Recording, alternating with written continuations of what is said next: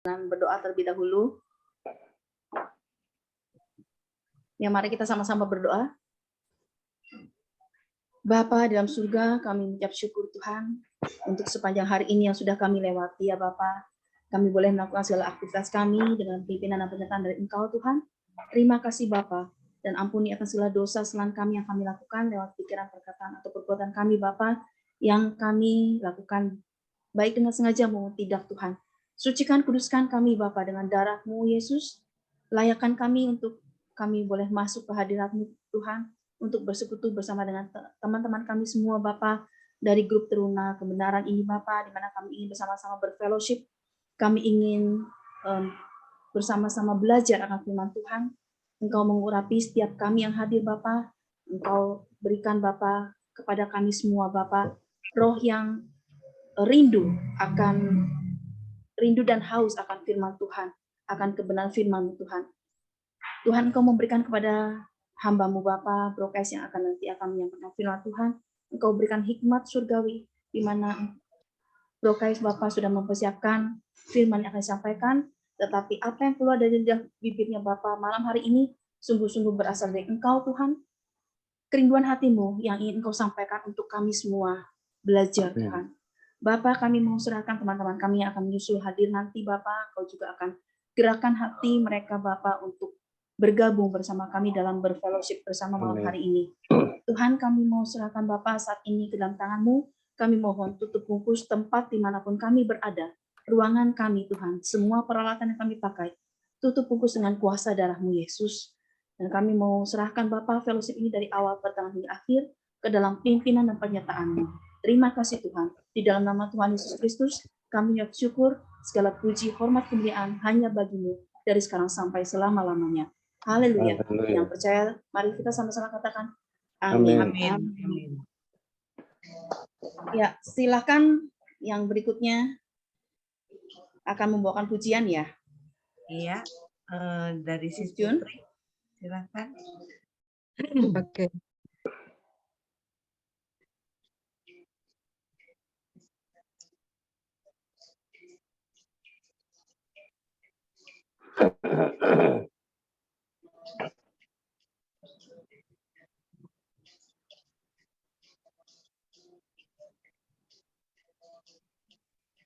Shalom.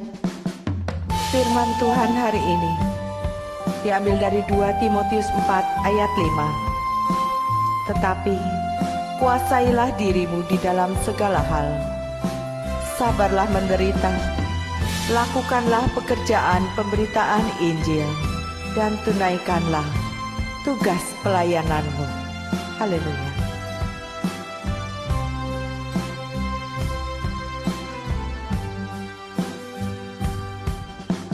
Ya Tuhanku, begitu banyak yang kulalui bersamamu. Ku jatuh tersungkur di hadapanmu, ku bersandar padamu.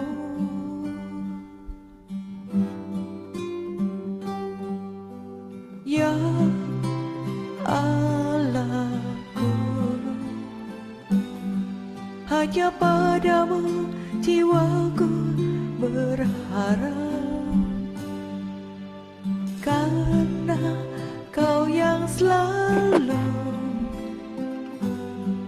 mendengar setiap permohonanku.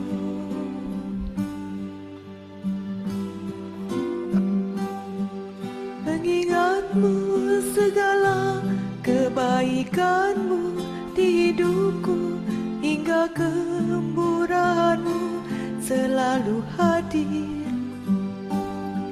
memenuhi indahnya hariku.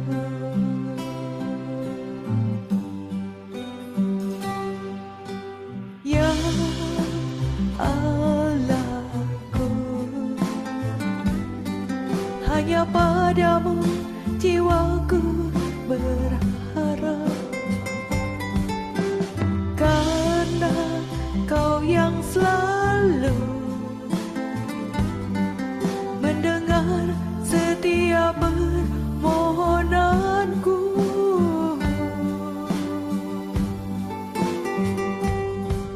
Mengingatmu segala kebaikanmu di hidupku, hingga kemurahanmu selalu hadir, memenuhi indahnya hariku.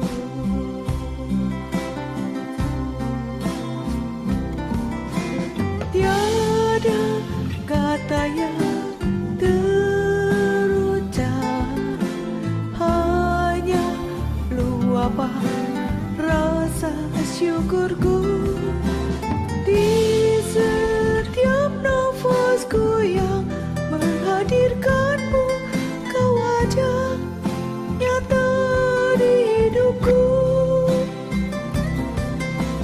Tiada kata yang terucap, hanya luapan rasa syukurku di setiap nafasku yang menghadirkanmu. Kau ada nyata di hidupku. Di setiap nafasku yang menghadirkanmu. Kau ada nyata di hidupku. Kau ada nyata di hidupku. Kau ada nyata di hidupku.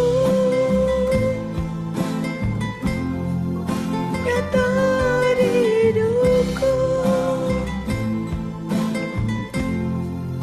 Nyata di hidupku.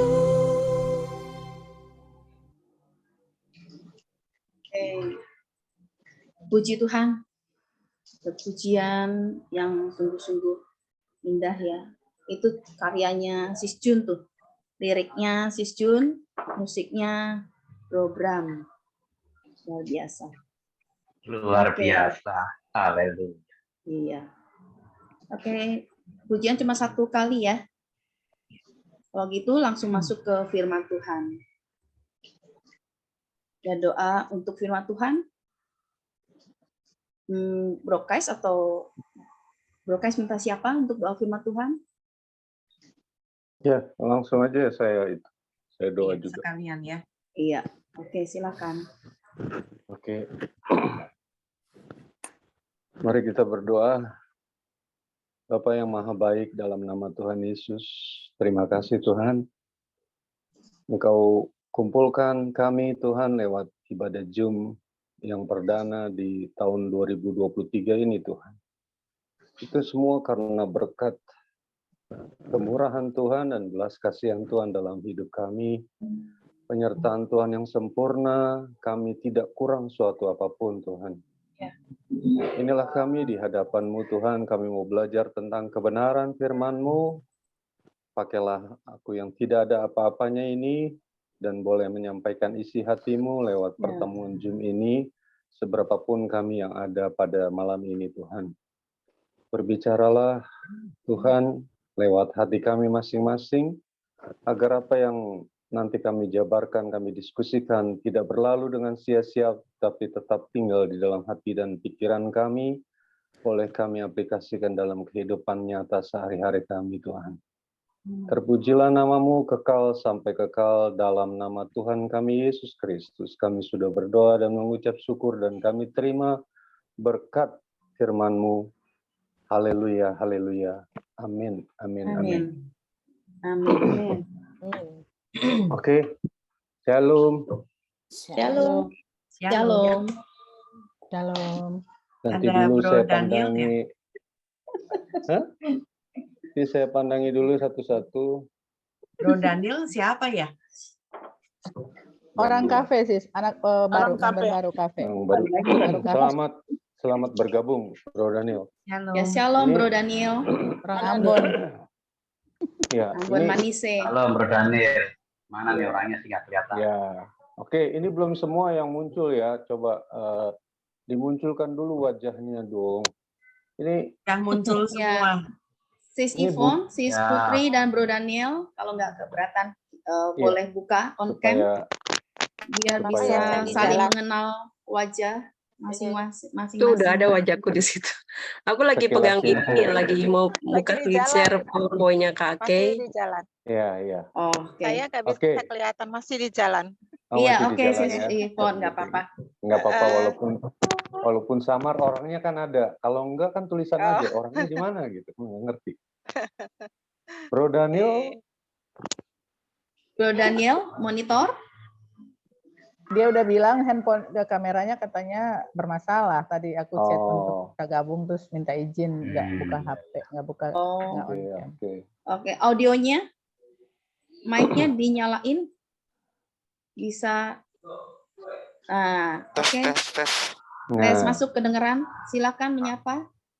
Bro Daniel. Halo. Halo semuanya. Shalom, Halo. shalom. halo, Ya, salam. shalom. Bro Daniel. Shalom. Halo. Terima kasih untuk undangannya. Aduh, ini baru Amin. bisa ikut gabung, baru pulang tadi. Iya, Mantul. mantap Oke. betul. Nggak kelihatan Jadi- tuh. Shalom Mbak Mel. Ini kameranya aku burem banget. Ini LCD-nya soalnya hancur sih. Oh, Jadi nggak pakai kamera, LCD-nya soalnya parah. Oh ya, Iya. tapi nggak apa-apa. Next nanti bisa dimunculkan. Ya. Pakai kamera lagi. Siap atau siap. Seperti Oke, orang oke. Sunda ya, Bro Daniel. Ambon, Oh, katanya Ambon Manise. Darahnya Ambon Sunda. Nah, kan? Bukan Sunda. Soalnya nadanya ada nada-nada ini, logat Sundanya. Nada-nada kasih ya. Berarti Ya, tinggalnya di lagu mana? dong. Tinggal di Bandung nih, tinggal di wilayah Sunda nih, Sekarang di Cilacap, lagi di Cilacap kerjanya. Cilacap. Cilacap, jauh ya. Iya. Minyak, Raja Minyak. Oke, baik kita mulai ya. Kenapa Kak? Ya, silakan. Tema yang saya mau bawakan malam ini sebagai pembukaan di awal tahun. Sebelumnya suara saya bisa didengar oleh semua. Bisa jelas. Merdu. Merdu ya. Oh, Merdu lagi nyanyi. Nah, ini lagi ngomong beda. Nah, saya harap kita sama-sama perhatikan karena ini bukan berasal dari ilmu teologi aja, tapi ini juga merupakan penggalian lagi dari saya pribadi karena tema ini sudah saya bawakan di beberapa tempat gereja. Jadi ternyata judulnya hati itu, tema hati itu cakupannya luas sekali gitu ya.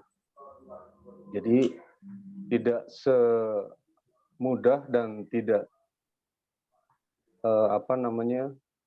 tidak sesimpel apa yang kita bayangkan. Karena biasanya orang kalau bicara hati pasti ngambilnya dari Amsal 4:23. Tapi kalau kita korek dari bahasa asli dari Alkitab, karena Alkitab ada tiga bahasa. Yang pertama adalah Ibrani untuk khusus perjanjian lama, dan bahasa Aram, dan juga bahasa Yunani. Yunani khusus untuk terjemahan perjanjian baru yang digunakan. Baik, kita masuk dari tema malam ini, yaitu hati. Hati secara umum dan secara khusus itu punya pengertian adalah hati adalah pusat intelektual seseorang yang sangat berpengaruh kepada mindset dan attitude. Berpengaruh kepada mindset di sini tentu pola pikirnya, cara berpikirnya. Kemudian attitude itu adalah bicara tentang kepribadiannya. Jadi hati menggambarkan tiga hal: intelektual seseorang, mindset-nya, dan attitude-nya. Kata hati adalah salah satu kata yang paling sering dipergunakan di dalam Alkitab. Ternyata paling sering juga dipergunakan di dalam Alkitab. Kata ini muncul 876 kali disebutkan di dalam Alkitab dengan menggunakan tiga komponen kata, baik arti yang sebenarnya maupun arti yang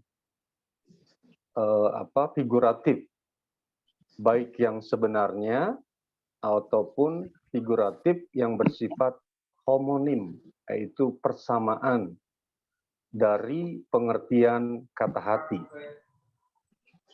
Sekarang kita masuk untuk perjanjian lama. Kata hati diterjemahkan di dalam bahasa Ibrani sebagai lev. Ini bahasa Ibrani lev, yang artinya jiwa. Pernyataan ini, kata ini sejajar dengan psyche kalau di perjanjian baru, yang artinya nyawa. Jadi punya pengertian yang pertama dalam bahasa Ibrani adalah lev. Kata ini dipakai di dalam ilmu kedokteran ya.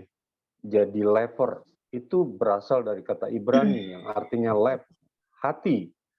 Sejajar dengan kata psyche, nyawa di perjanjian baru.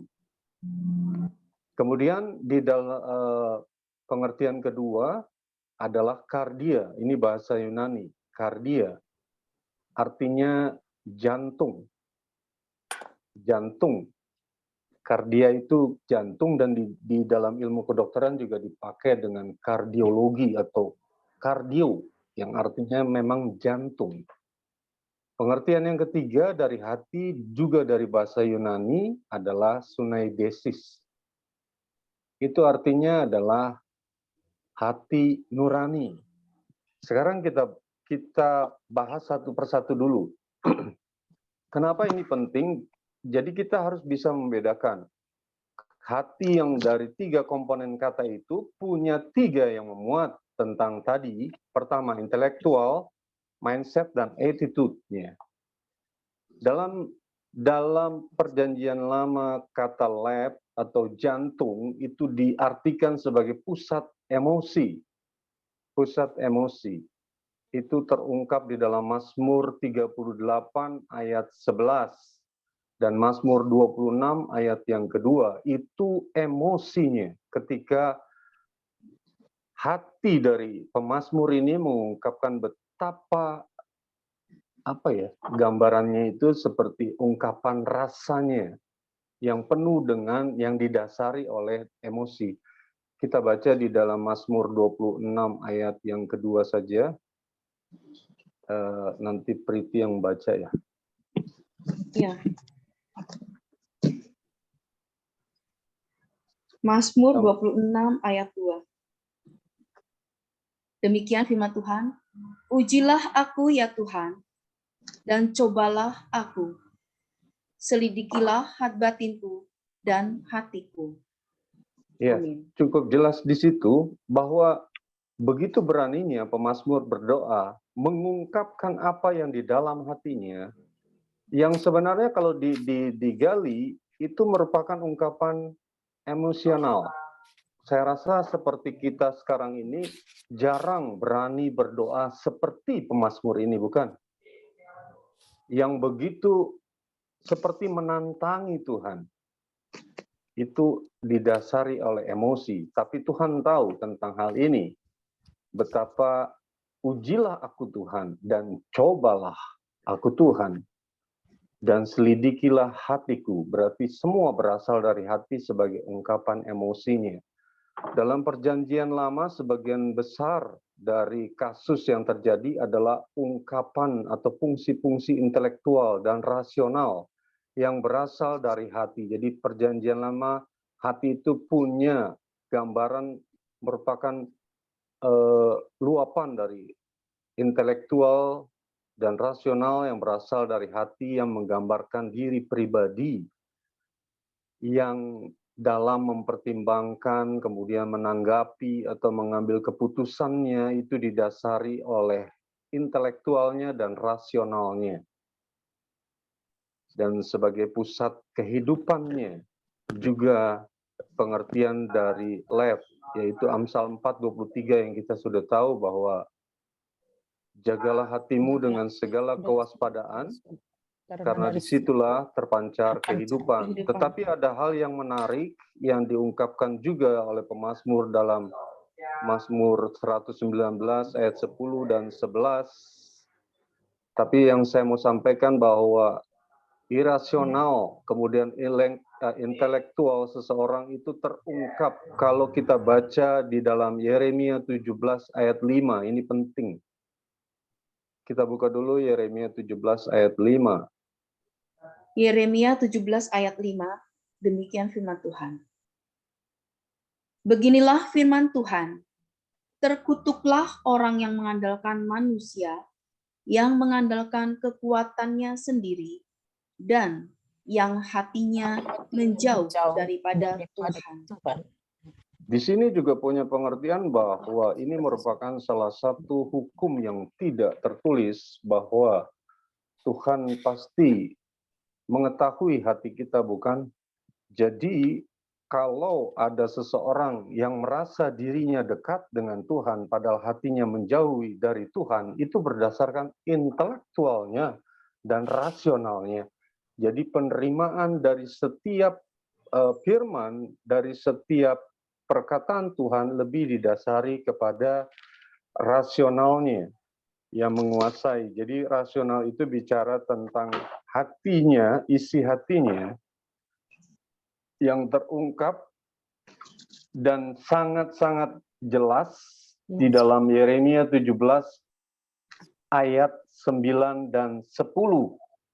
Itu kuncinya dari pengertian dari lev. Yeremia 17 ayat 9 dan 10. Kita baca bersama. Yeremia 17 ayat 9 dan 10. Demikian firman Tuhan. Betapa liciknya hati, lebih licik daripada segala sesuatu. Hatinya sudah membatu. Siapakah yang dapat mengetahuinya?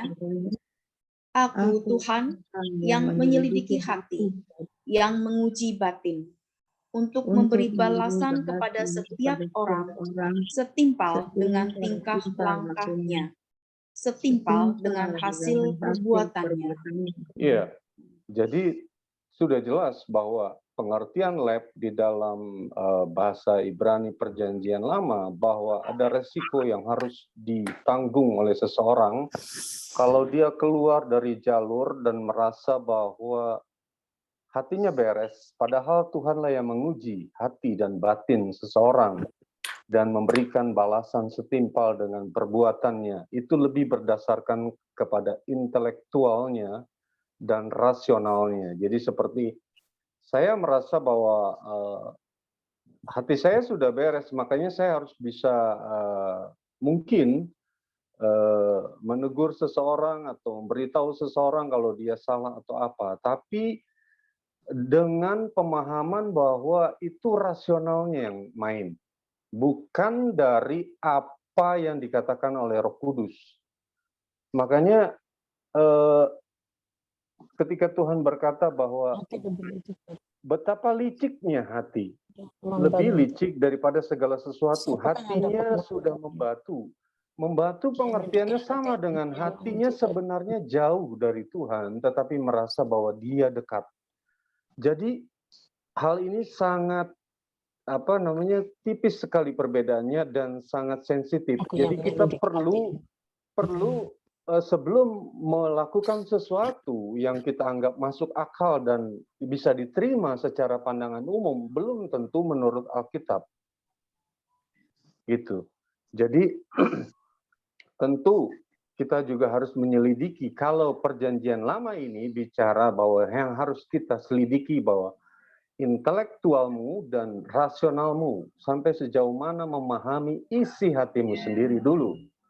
Baru bisa diaplikasikan tanpa perlu harus diumumkan bahwa hatiku beres, tapi orang lain bisa lihat bahwa memang kehidupan kita itu melambangkan keadaan hati kita beres. barulah kita akan bisa berkata seperti di dalam Ratapan 3 ayat 22 sampai 26. Nanti bisa dibaca bahwa kita menerima penghargaan itu dari Tuhan. Ratapan 3, 22 sampai 26. Itu sikap hati atau jiwa yang berharap kepada Tuhan. Bahwa berkat itu yang diterimanya itu bisa dibagikan kepada orang lain lewat tatanan hatinya yang sudah beres. Sampai sini penjelasan saya bisa dipahami ya? Ya. Halo? Bisa ya? Ya, Bisa ya? Poin Bisa, jawabnya cuma satu di antara 1.000 orang ini ya. Oke. habis itu siap pertanyaan diskusi. Bisa Oke, Pak, sekarang- bisa dipahami Pak. Amin. Terima kasih Om Joko. Kemudian kalau sekarang bahasan di dalam perjanjian baru. Perjanjian baru itu pakai dua kata. Yang pertama adalah kardia. Kardia sendiri dibagi 3 bagian ternyata. Kardia itu artinya yang pertama sebagai arti kiasan atau perumpamaan yang dalam. Setiap pemahaman di dalam Alkitab itu ternyata punya pemahaman yang dalam. Di dalam Matius 6 ayat 21, di mana hartamu berada, di situ hatimu berada. Itu kiasan. Harta kita apa? Itu kan kita bisa gali. Kiasan tidak diungkapkan secara langsung pengertian tentang hati, tapi digambarkan bahwa milik yang berharga bagi kita, itulah harta kita dan itulah hati kita. Matius 6 ayat 21, kemudian ayat 33 sampai 35. Nah, ini yang kita perlu baca dulu untuk bisa lebih jelas. Matius 6, 33, Matius 12 Matius 6, itu di layar. Ya, Kak. Matius 12 ayat 33 sampai 35. ah, Di PPT-nya. enggak, saya yang salah. Saya yang Oh. salah mungkin penulisannya karena Kis Putri yang bantu saya itu memang saya pakai titik 2, padahal itu ayat bukan pasal ya. Jadi itu kesalahan saya. Matius 6 ayat 21, kemudian ayat 33 sampai 35. Matius 6 33 35. Bro, Matius 6 itu sampai Iya. 34, Bro. Ya 33. Matius 6 33 Matius- itu yang carilah sorry, dahulu sorry. kerajaan Allah. Matius 12 33 sampai 35. Berarti benar yang di layar. Betul. Saya tidak lihat komanya. Matius Oke. 12 ayat Matius 33 sampai 35. 12, ya Matius 12 ayat 33 sampai 35. Demikian betul. firman Tuhan. Jikalau suatu pohon kamu katakan baik, maka baik pula buahnya. Ya. Jikalau suatu pohon kamu katakan tidak baik, maka tidak baik pula buahnya. Sebab dari buahnya pohon itu dikenal. Hai kamu keturunan ular beludak, bagaimanakah kamu dapat mengucapkan hal-hal yang baik, sedangkan kamu sendiri jahat? Karena yang diucapkan mulut meluap dari hati. Orang yang baik mengeluarkan hal-hal yang baik dari perbendaharaannya yang baik. Dan orang yang jahat mengeluarkan hal-hal yang jahat dari perbendaharaannya yang jahat. Amin. Iya. Ini tidak perlu penjabaran yang panjang ya. Walaupun ada beberapa kata kiasan di dalamnya, tapi ucapan yang diucapkan oleh Tuhan Yesus ini sangat jelas bahwa orang yang baik mengeluarkan hal-hal yang baik dari perbendaharaan yang baik. Dan semuanya berpusat dari hatinya. Berarti kalau isi hatinya bagus, maka yang keluar pasti yang baik. Itu baru baik menurut ukuran kita. Karena menurut ucapanmu engkau akan dibenarkan dan menurut ucapanmu pula engkau akan dihukum. Itu ayat yang ke-37. Jadi dalam kiasan ini, perumpamaan ini sudah jelas bahwa apa yang meluap dari mulut itu berasal dari hati. Yang kedua, hati dalam pengertian kardia, hati sebagai isi atau nuansa batin. Jadi nuansa batin yang berdampak pada kehidupan seseorang maksudnya. Matius 15, 18, dan 19. Jadi merupakan ungkapan atau nuansa warna batinnya yang berdampak pada kehidupannya. Matius 15, 18, 19. Kemudian Amsal 3 ayat 5. Saya suka sekali ayat Amsal 3 ayat ke-5. Karena untuk memiliki hati yang bagus itu harus percaya kepada Tuhan, tetapi percaya yang dibahas di dalam Amsal sendiri punya pengertian yang dalam. Amsal 3 ayat yang ke-5. Ini enak bunyi ayatnya. Amsal 3 ayat 5. Percayalah kepada Tuhan dengan segenap hatimu, dan janganlah bersandar kepada pengertianmu sendiri. Ya. Tuhan mengingatkan bahwa percaya kita itu baik, tetapi bersandar kepada pengertian kita sendiri itu berarti persoalan yang lain. Jadi dengan kata lain bahwa enggak setiap orang yang percaya kepada Tuhan itu tidak pernah bersandar kepada pengertiannya sendiri. Dia bisa pakai logikanya sendiri, dan ini merupakan nuansa batinnya, warna batinnya, dan ini yang harus dibenahi. Makanya Tuhan berkata, percayalah, maksudnya penuh. Artinya penuh. Kemudian yang ketiga, hati sebagai tumpuan perasaan dan emosi dalam segala bentuk yang utuh. Amsal 14 ayat 10, Roma 10, 9, 10 nanti bisa dibaca ya. Nah, yang kemudian yang terakhir yaitu sunaidesis. Sunaidesis dalam terjemahan perjanjian baru itu bahasa Yunani juga yang artinya adalah hati nurani atau suara hati yang terdalam dalam diri manusia. Arti dasar dari kata ini adalah pengetahuan atau teguran atau pengingat yang tajam mengenai suatu tindakan yang telah diucapkan atau dilakukan disertai dengan penjelasan tentang kenapa tindakan tersebut itu ada. Dan ini sebenarnya sudah dimiliki oleh setiap orang. Karena di dalam hati kita, setiap orang yang percaya itu ada hukum Tauratnya. Kita buka dalam Roma 2 ayat ke-15. Dan inilah yang seringkali menjadi hakim bagi sunaidesis, hati nuranimu. Roma 2 ayat 15, demikian. Sebab dengan itu mereka menunjukkan bahwa isi hukum Taurat ada tertulis di dalam hati mereka, dan suara hati mereka turut bersaksi, dan pikiran mereka saling menuduh atau saling membela. Ya, jadi kalau kita melakukan suatu tindakan yang salah tentu kita punya pengertian yang punya dasar di dalam Roma 2 ayat 15 tadi, yaitu hukum Taurat.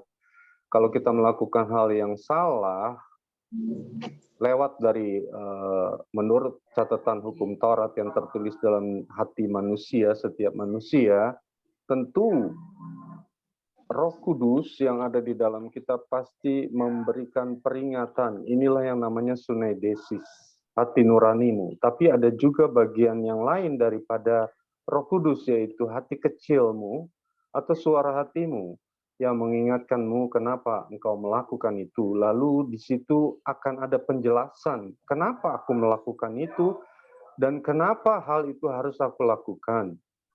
Dan tentu yang lebih baik adalah tentu berdasarkan apa kata Alkitab, apa kata firman Tuhan.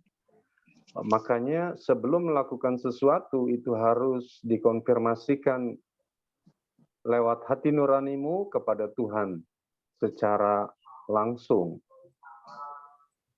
Sampai di sini, kemudian akhirnya dari semua pengertian tentang hati tadi, saya buat satu kesimpulan tentang hati, bahwa dari hatilah terpancar kehidupan seseorang, dari hasil atau buah, dari segala hal apapun yang telah dia lakukan, dia kerjakan dalam hidup ini.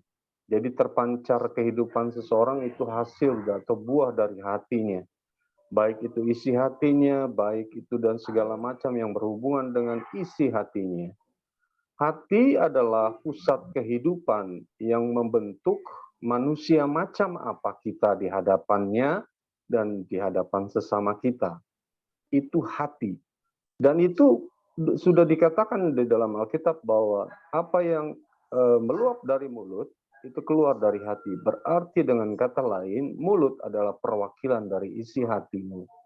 Jadi tetap jaga lidah dan mulut, karena disitulah juga gambaran hati seseorang.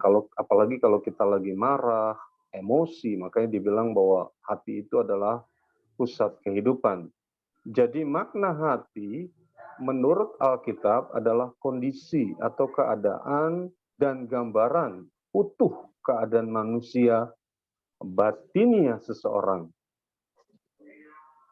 Yang sesungguhnya, karena hati adalah, kembali diulangi, hati adalah hakikat diri atau pusat kehidupan seseorang di hadapan Allah.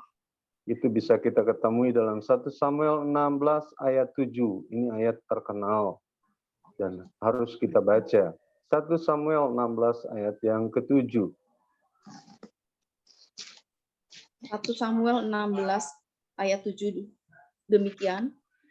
Tetapi berfirmanlah Tuhan kepada Samuel, janganlah pandang parasnya atau perawakan yang tinggi, sebab aku telah menolaknya. Bukan yang dilihat manusia, yang dilihat Allah. Manusia melihat apa yang di depan mata, tetapi Tuhan melihat hati. Ya. Amin. Itu hukum. Jadi jelas bahwa itu mencakup dari yang kata pertama tadi yang saya jabarkan, bahwa hati itu mencakup kehidupan intelektual, attitude-nya, termasuk di dalamnya ternyata kehendak bebasnya dari seluruh kehidupan kerohanian seseorang. Karena ada satu tujuan untuk memiliki hati yang baik, ukurannya adalah Kolose 3 ayat 23, sorry. Kolose 3 ayat 23. Kolose 3 ayat 23, demikian.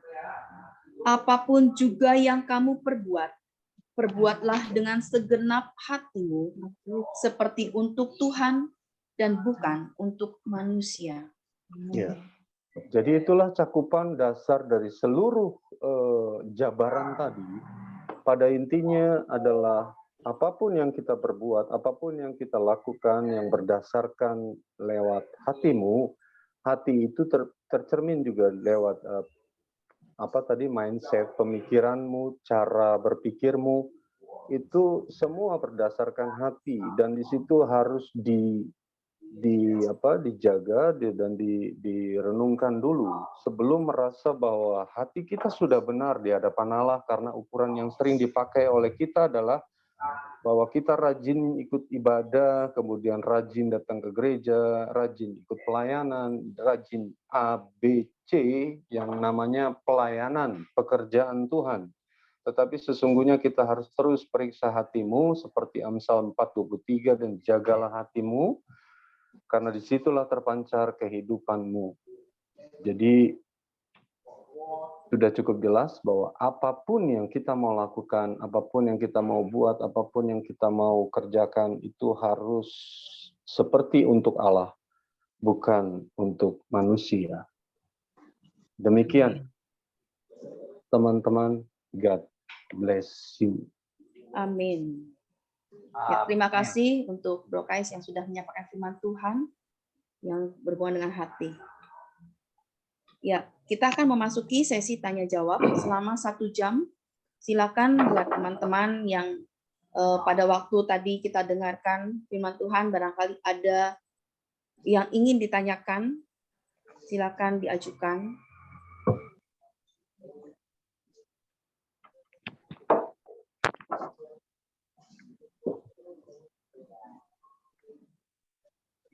Ya, ada yang mau bertanya, karena memang membahas masalah hati ya, Sis. Jadi kalaupun ada pertanyaan di luar dari konteks ini, kalau bisa dijawab akan dijawab, akan dibahas. Tapi kalau ada hal yang berhubungan dengan hati juga itu lebih bagus. Ya, silakan monggo. Jadi ini sambil ini aja, sambil santai, ngopi-ngopi atau mungkin mau jemur pakaian dulu. Timun pakaian pagi sampai siang, bro. Iya. Malam ini. Mulai dulu ya. Oh, ada backgroundnya ya? Ada background apa tuh? Lagi itu. Iya, background apa ini? Maksudnya, Bro Kais? Itu Tahu, ada saya nggak jelas. pujian.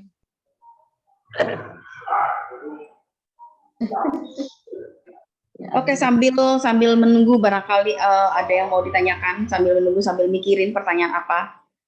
Saya mau nanya Ya. dong. Ya, silakan si Swelma. Ya. Kalau berhubungan dengan, terima kasih si Spriti, Pak Pendeta, selamat malam. Kalau berhubungan dengan masalah hati atau membicarakan tentang hati, enak ya untuk dibahas ya. Tadi kan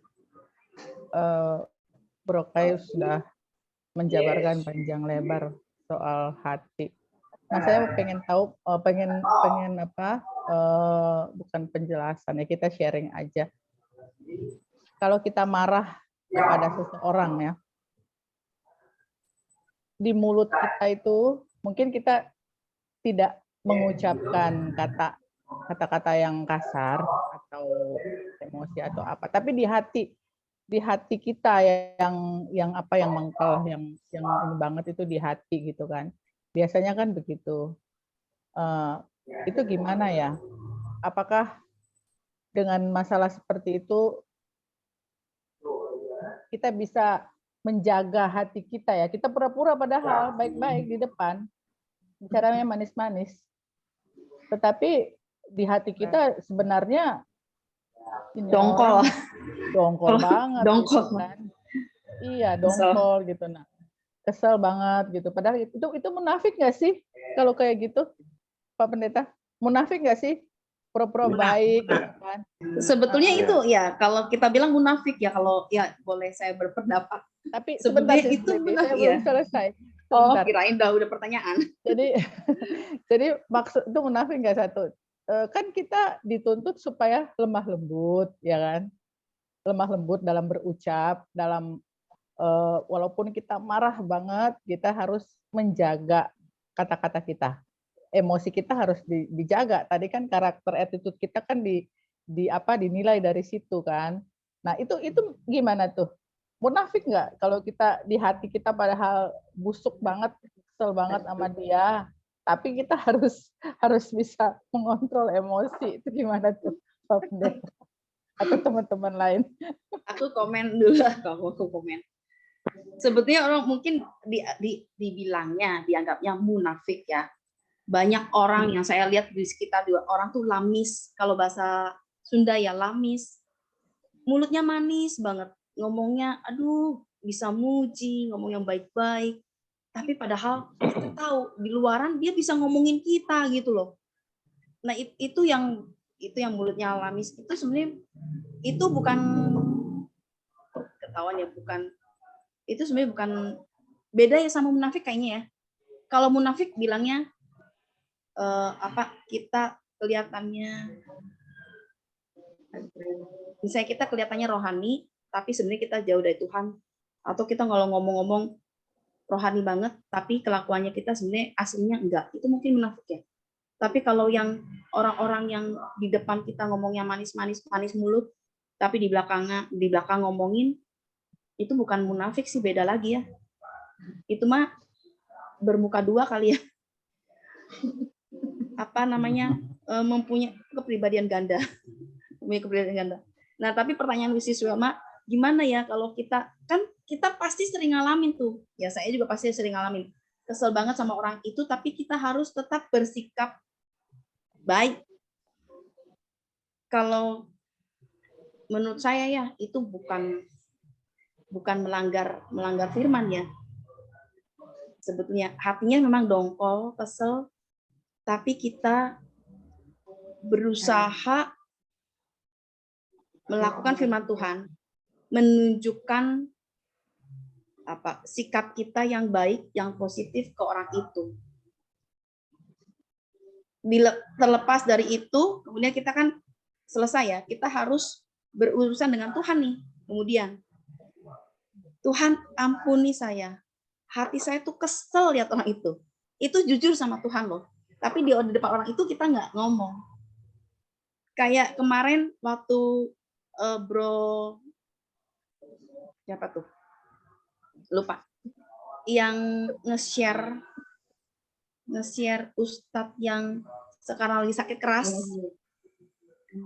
Kita kan sebetulnya nggak boleh ngutukin ya, nggak boleh ngomongnya nggak baik. Tapi kalau udah ngeliat kayak gitu, rasanya gemes gitu kan. Sering ini, aduh syukurin loh gitu tuh. Makanya jangan menghina gitu kan. Karena aku bilang, makanya dalam kurung, Tuhan ampunilah aku yang sudah nyukurin orang. Jadi kalau saya tetap kita jaga, walaupun hati kesel, dongkol, tetap di depan orang itu kita menjaga sikap kita. Bukannya kita bermanis mulut. Kalau saya nggak suka bermanis mulut. Beda ya, orang yang bermanis mulut, yang lamis, sama orang yang tetap menjaga sikap positif. Ya jadi nggak perlu kita sampai, aduh kamu cantik banget, aduh kamu baik apa, padahal hatinya gimana. Lebih baik kita menghindari manis mulut atau lamis. Beda dengan sikap yang positif. Kita tetap ramah kepada dia, kita tetap menanggapi obrolan dengan dia, walaupun hati misalnya nggak suka.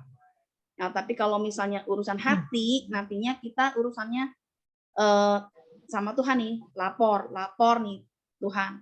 Hati saya tuh kesel, gondok nih sama dia tuh. Ya gini nih, ampuni saya Tuhan. Bersihkan hati saya dari segala kebencian, kekesalan, rasa dongkol itu. Jadi itu urusan kita sama Tuhan. Minta pengampunan ke Tuhan. Kalau saya, itu pendapat saya. Silakan yang lain atau Bro Kais.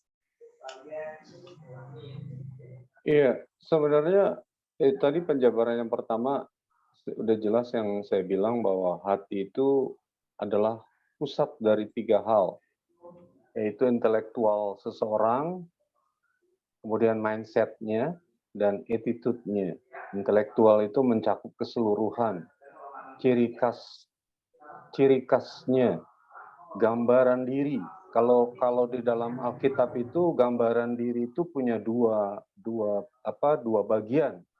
Yang pertama namanya demut, yang kedua namanya selem. Demut dan selem itu intelektual. Demut itu bicara tentang gambaran yang diberikan oleh Allah dalam bentuk pemikiran, sedangkan selem adalah kepribadian. Jadi kalau ada orang yang berpura-pura baik, kemudian tapi hatinya sebenarnya punya kepentingan lah, kalau saya bilang punya kepentingan ya, kepentingan yang merasa bahwa dia sudah melakukan, membuat kesimpulan bahwa orang ini punya kesalahan, orang ini mungkin menyakiti saya atau apapun itu alasannya. Sebenarnya kita lupa satu hal bahwa sebenarnya yang membenarkan hati kita sebenarnya adalah Tuhan. Apakah kita punya hak untuk membenarkan orang lain lewat irasional, rasional, intelektual hati kita? Sebenarnya enggak punya. Yang punya hak itu cuma Tuhan. Jadi, kalau kita sudah dibenarkan, apakah kita berhak untuk merasa atau membenarkan diri atau hati kita di hadapan orang? Atau kita ingin meluruskan? Sebenarnya enggak punya hak. Alkitab itu cuma bicara tentang kalau ada orang atau sahabat kita salah, itu harus kita tegur. Cuma tegur, ya ingat ya, tegur. Bukan mencampuri sampai kedalamannya, lalu memberikan satu konsep yang merupakan intelektual kita, mindset kita, attitude kita yang berdasarkan dari hati kita kepada orang lain. Seperti Apa yang saya pikirkan, apa yang saya rasakan, apa yang menurut saya benar, saya paksakan kepada Priti. Nggak mungkin. Karena kita berbeda. Caranya juga berbeda. Dan apakah saya punya hak untuk itu? Nggak punya. Alkitab mencatat cuma bisa negur. Nggak bisa lebih dari itu kok. Lebih dari itu, maka masuk ke dalam golongan betul yang namanya, dan saya setuju, itu munafik. Munafik disebut di dalam Alkitab itu adalah hipokrit. Munafik bermuka dua artinya. Untung mukanya cuma dua loh, depan, belakang, kiri, kanan enggak ya. Jadi itu muka dua, padahal muka kita banyak sebenarnya. Atas bisa, di bawah juga bisa. Nah, jadi kalau kita berpura-pura seperti itu, masuk ke dalam langkah yang kedua, yaitu munafik. Otomatis orang munafik, kalau kita baca di dalam kitab Wahyu, nggak dapat bagian dalam kerajaan sorga. Itu loh yang bahayanya. Jadi jawab pertanyaan itu saya rasa udah cukup jelas ya. Tetap hati itu berdasarkan 3 titik: intelektual, mindset, dan attitude dari seseorang. Mana yang harus kita benahi? Kita yang pasti lebih tahu daripada orang lain. Jadi itu kuncinya.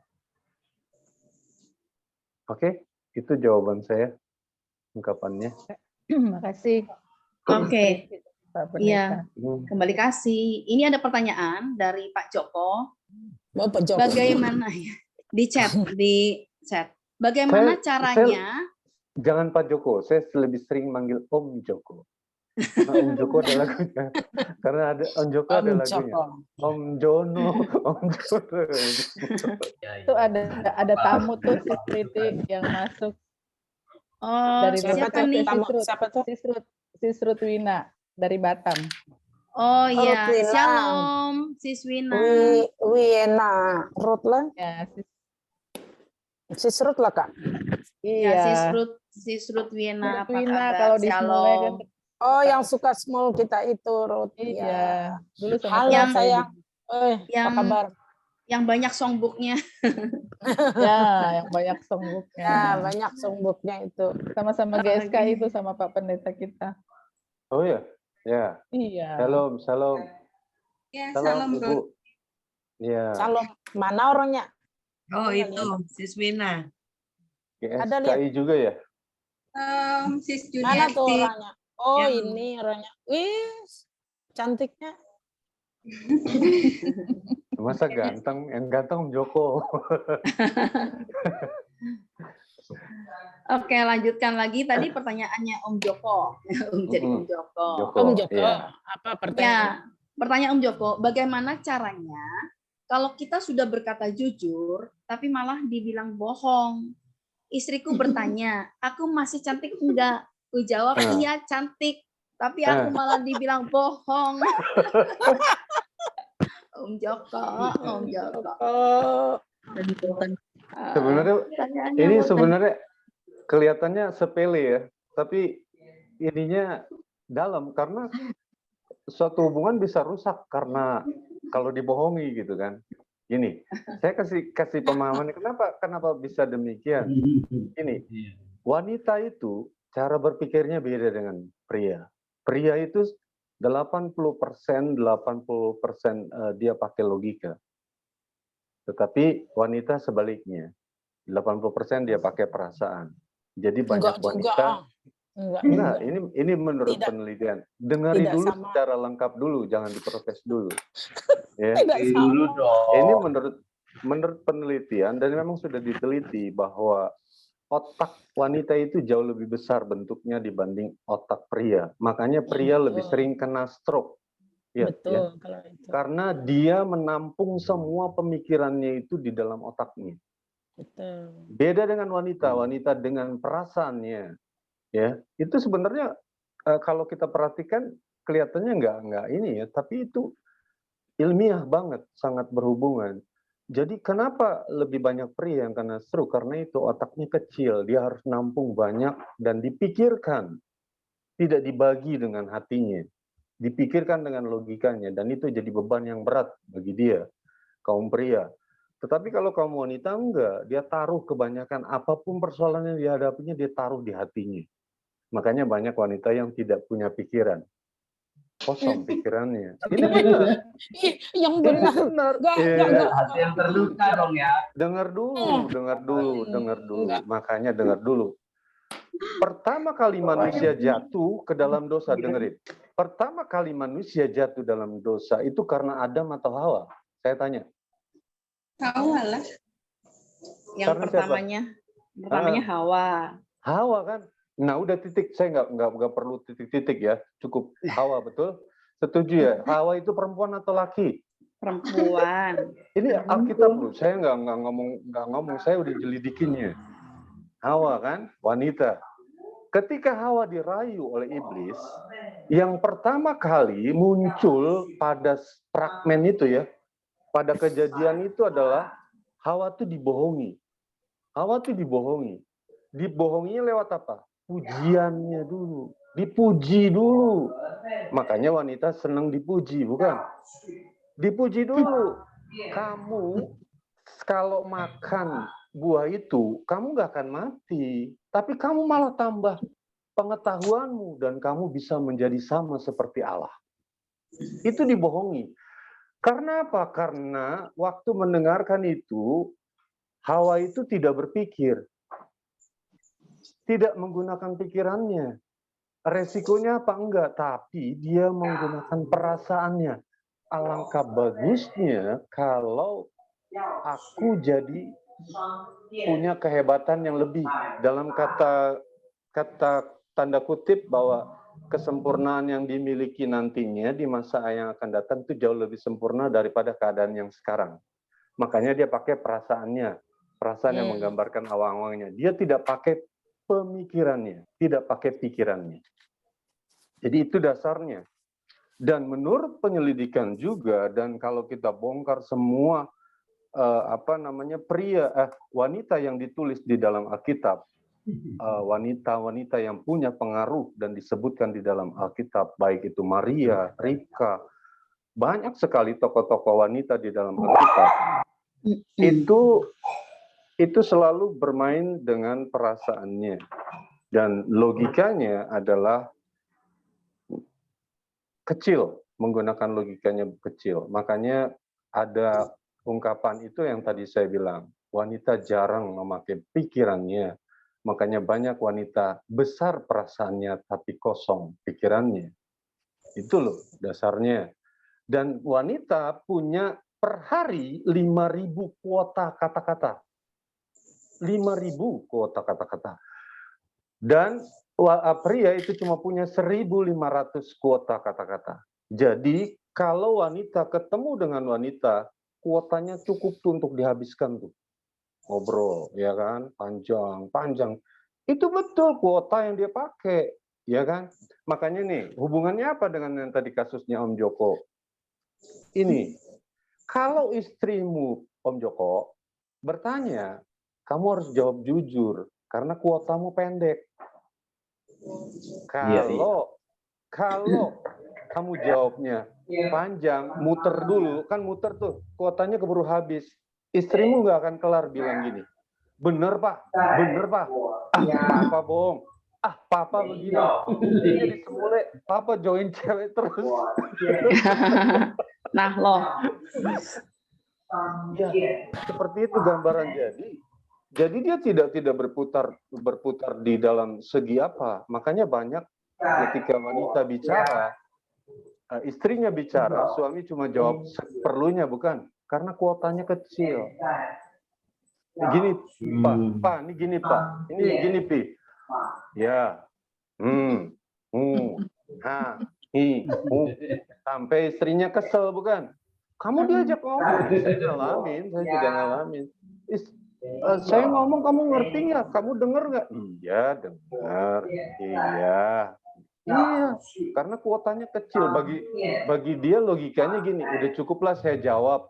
Saya berharap kamu ngerti, kan gitu kalau pria. Udah cukup ngomongin sepotong. Saya kalau ngomong ketemu Om Joko nih sesama pria, nggak mungkin saya cerita panjang-panjang. Gimana Pak Joko, apa kabar? Baik.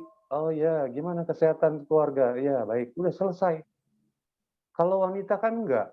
Makanya paling bahaya kalau ada kumpulan wanita lebih dari 3 orang, 4 orang ketemu, lalu ada satu orang berkata begini, tahu nggak? Nah, itu bahaya. Kata tahu Tahu nggak itu bahaya loh. Karena itu mulai memancing. gosip itu mulai. dia. Memulai sesuatu yang akhirnya tidak pada tempatnya kita bicarakan gitu loh. Benar nggak? Pernah Benar, nggak benar. ketemu Enggak. wanita, lalu bicara gini, Enggak benar. bener nggak? Tahu nggak? Tahu Enggak benar. nggak itu? Biasanya yang bilang nggak benar itu yang sering melakukan ya. Ih, kok kayak Kalau tahu rasain. kayak tahu Nih. aja. Enggak kalah. Pernah nggak? Nih ketemu nih, Sis Priti, Sis Jun, semua deh yang ini ketemu. Terus gini, tahu nggak bunyi Yesaya 41 ayat 10? Pernah nggak ngomongin gitu? Oh, sering. Sering dari mana? Itu mah di komsel. Iya, paling cuma di komsel. Tapi kalau pertemuan yang memang sengaja Sering terjadi kan tuh. enggak. Kita lebih suka bicarain orang lain lalu cari kesalahannya dan bla bla bla. Di situ hati kita main, bukan? Makanya wanita itu harus lebih utama jaga perasaanmu, jaga hatimu. Pria logikanya disesuaikan. Jadi itu loh dasarnya semua. Makanya saya bilang kita itu kalau baca Alkitab nggak perlu sampai satu pasal, 2 pasal dibaca utuh lalu diposting ke WhatsApp grup. Sudah baca, ditulis tuh. Sudah baca 2 pasal hari ini, haleluya. Tanya artinya jeblok, nggak ngerti. Jadi bukan itu, sebenarnya baca Alkitab itu lebih cenderung mengarah ke perjanjian baru, cukup 2 ayat. Jadi rema ketika engkau merenungkannya siang dan malam. Seperti pemazmur berkata, berbahagialah orang yang kesukaannya adalah Taurat Tuhan. Dan yang merenungkan siang dan malam. Iya, dan akhirnya tidak lagi berprasangka atau memiliki sesuatu yang akhirnya bersifat jadi hipokrit, munafik tadi. Karena ada satu ungkapan begini loh, ya menurut saya benar dan cukup mengerikan ya. Merasa diri ada di tempat yang benar, padahal tidak. Merasa berada di dalam keselamatan, padahal sedang menuju kebinasaan. Makanya di dalam Amsal ditulis, ada jalan yang disangka orang itu lurus, tapi ujungnya menuju maut. Berarti ngerasa bahwa saya selamat, padahal enggak.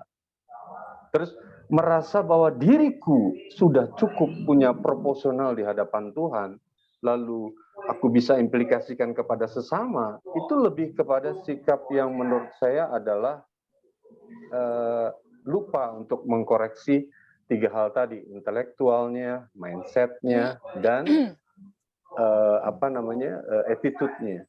Jadi 3 ini sangat penting. Wah, saya jadi khotbah ini akhirnya kan. Nah, tapi itu bisa dipahami ya. Lalu Itu saya bisa muncul dipahami. Tema dari kedua. itu saya muncul pertanyaan. Nah, ntar dulu.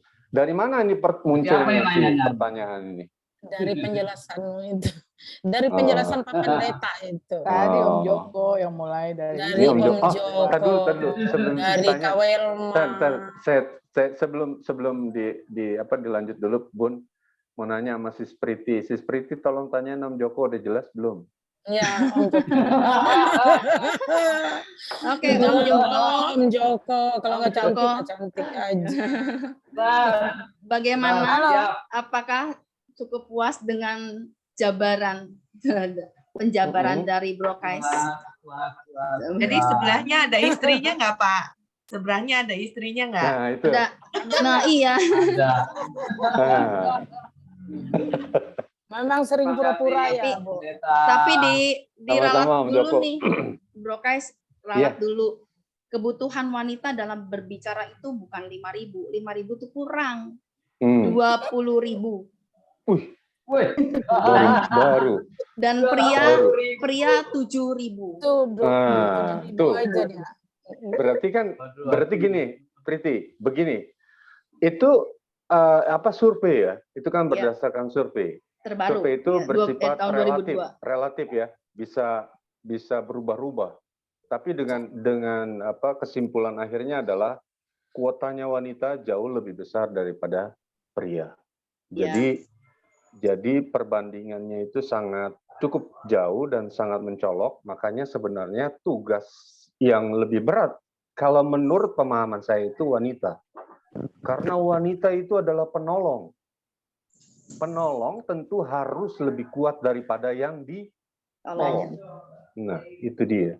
Betul. Tapi betul.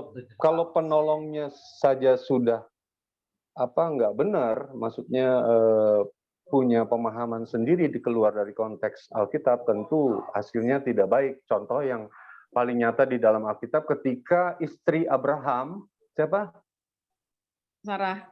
Sarah nyuruh untuk Abraham menghampiri budaknya, Hagar. Itu kan keluar dari konteks firman. Akibatnya kan fatal, sangat fatal. Di satu sisi Abraham punya gelar bapak orang beriman, tapi satu sisi dia melakukan kesalahan yang fatal, yang tentu di dalam zamannya itu masih dikategorikan normal secara manusia. Tetapi hasil dari perbuatannya itu sampai sekarang itu jadi jadi realita yang sangat punya pengaruh besar kepada kehidupan dunia, bukan? Dengan hadirnya bangsa yang di luar bangsa pilihan Allah. Ya, seperti gitulah. Oke. Ya, berikutnya ke Bunda Mel. Silakan Bunda. Menanggapi dari semua penjelasan pendeta muda kita dan pertanyaan ke Welma, terus Om Joko, Sis Priti yang sudah menjelaskan, saya kepingin bagaimana cara untuk menjaga hati agar tetap kondusif, ya, memancarkan kehidupan yang positif bagi kehidupan kita. Singkat saja pertanyaannya, bagaimana caranya? Ya, Jawabannya untuk juga menjaga singkat. hati agar kita, iya singkat. Jawabannya juga singkat. Ada 3 hal saja. Ya, silakan. Enggak. Ya. Bagaimana? Saya tanya Pak Pendeta dulu. Kalau menurut saya kan. Enggak. Pertanyaannya gimana tadi, Bun? Bagaimana caranya untuk menjaga hati agar tetap kondusif dan memancarkan kehidupan yang seperti di Yeremia tadi, yang positif bagi hidup kita, di Amsal tadi. Ya udah, jawabannya ada di Amsal 4 ayat 23. Itu jawabannya. Apa? Coba buka dulu, buka. Baca. Yang jagalah hatimu dengan kewaspadaan. Ya, coba bacanya pelan-pelan ya, per kata. Makanya bisa dipahami kalau baca Alkitab, jangan kayak baca komik Kopingho. Kalau aku jawabannya back to Bible aja, Bun. Bukan. Semua pasti back to Bible. Tapi yang mana kan gitu. Coba tadi, baca Amsal 4 ayat 23. Amsal 4. Bacanya satu-satu ya. Amsal 4 ayat 23. Jagalah hatimu. Dimulai kata apa? Jaga. Dimulai dengan kata jaga. Jagalah hatimu, nggak ada lagi. Supaya kondusif, supaya perfect. Gimana caranya? Ya jaga hatimu. Gimana caranya? Nggak ada resep yang baku untuk bisa menjaga itu. Ada. Yang bisa jaga hatimu, bentar dulu, Bun. Bisa jaga hatimu ya dirimu sendiri. Bukan orang lain. Atau pakai begini ya. Gimana caranya supaya jaga rumah supaya tidak kemalingan? Jadi gembok, kunci. Ya itu kan kuncinya cuma apa? Dipagari. Ya, dipagari. Dia dipagari, dilindungi. Ya itu doang. Siapa yang bisa ngerjainnya? Kita yang sendiri. punya rumah. Yang punya rumah. Nah sekarang kalau gini, ada orang bilang gini, supaya lebih aman dipasanglah CCTV, dipasanglah alarm, dipasanglah pagar kawat berduri. Benar nggak? Ya. Itu tekniknya, bro. Bro lagi. Saya biasa debat. bukan Itu demikian tekniknya, maksud Bun. saya. Maksudnya itu tekniknya. Misalnya gini, kita harus tentram, kita harus damai, kita harus tidak jadi orang yang pemarah, kita yang begini. Itu tekniknya. Bukan apanya ya, bukan formulanya, bukan. Formulanya cuma satu, ya jagalah hatimu. Udah. Saya sebenarnya bukan pertanyaan tadi, tapi karena sudah Sekarang penjelasannya balik sudah lagi. itu, Tadi bilangnya saya pertanyaan. akan memberikan jawabannya karena Jawaban. Ya udah. ya menambahkan karena kalau menurut firman Tuhan bukan begitu, bukan ya kita tahu bahwa kita harus jaga bukan. hati benar. Berarti Jawabannya yang tadi dijawab. benar jaga hati. Tetapi caranya kita bagaimana cara kita menjaga hati kita itu supaya sesuai dengan firman Tuhan. Itu kan tadi saya udah jelasin, Bun. Ya, Bun, udah nyimak nggak?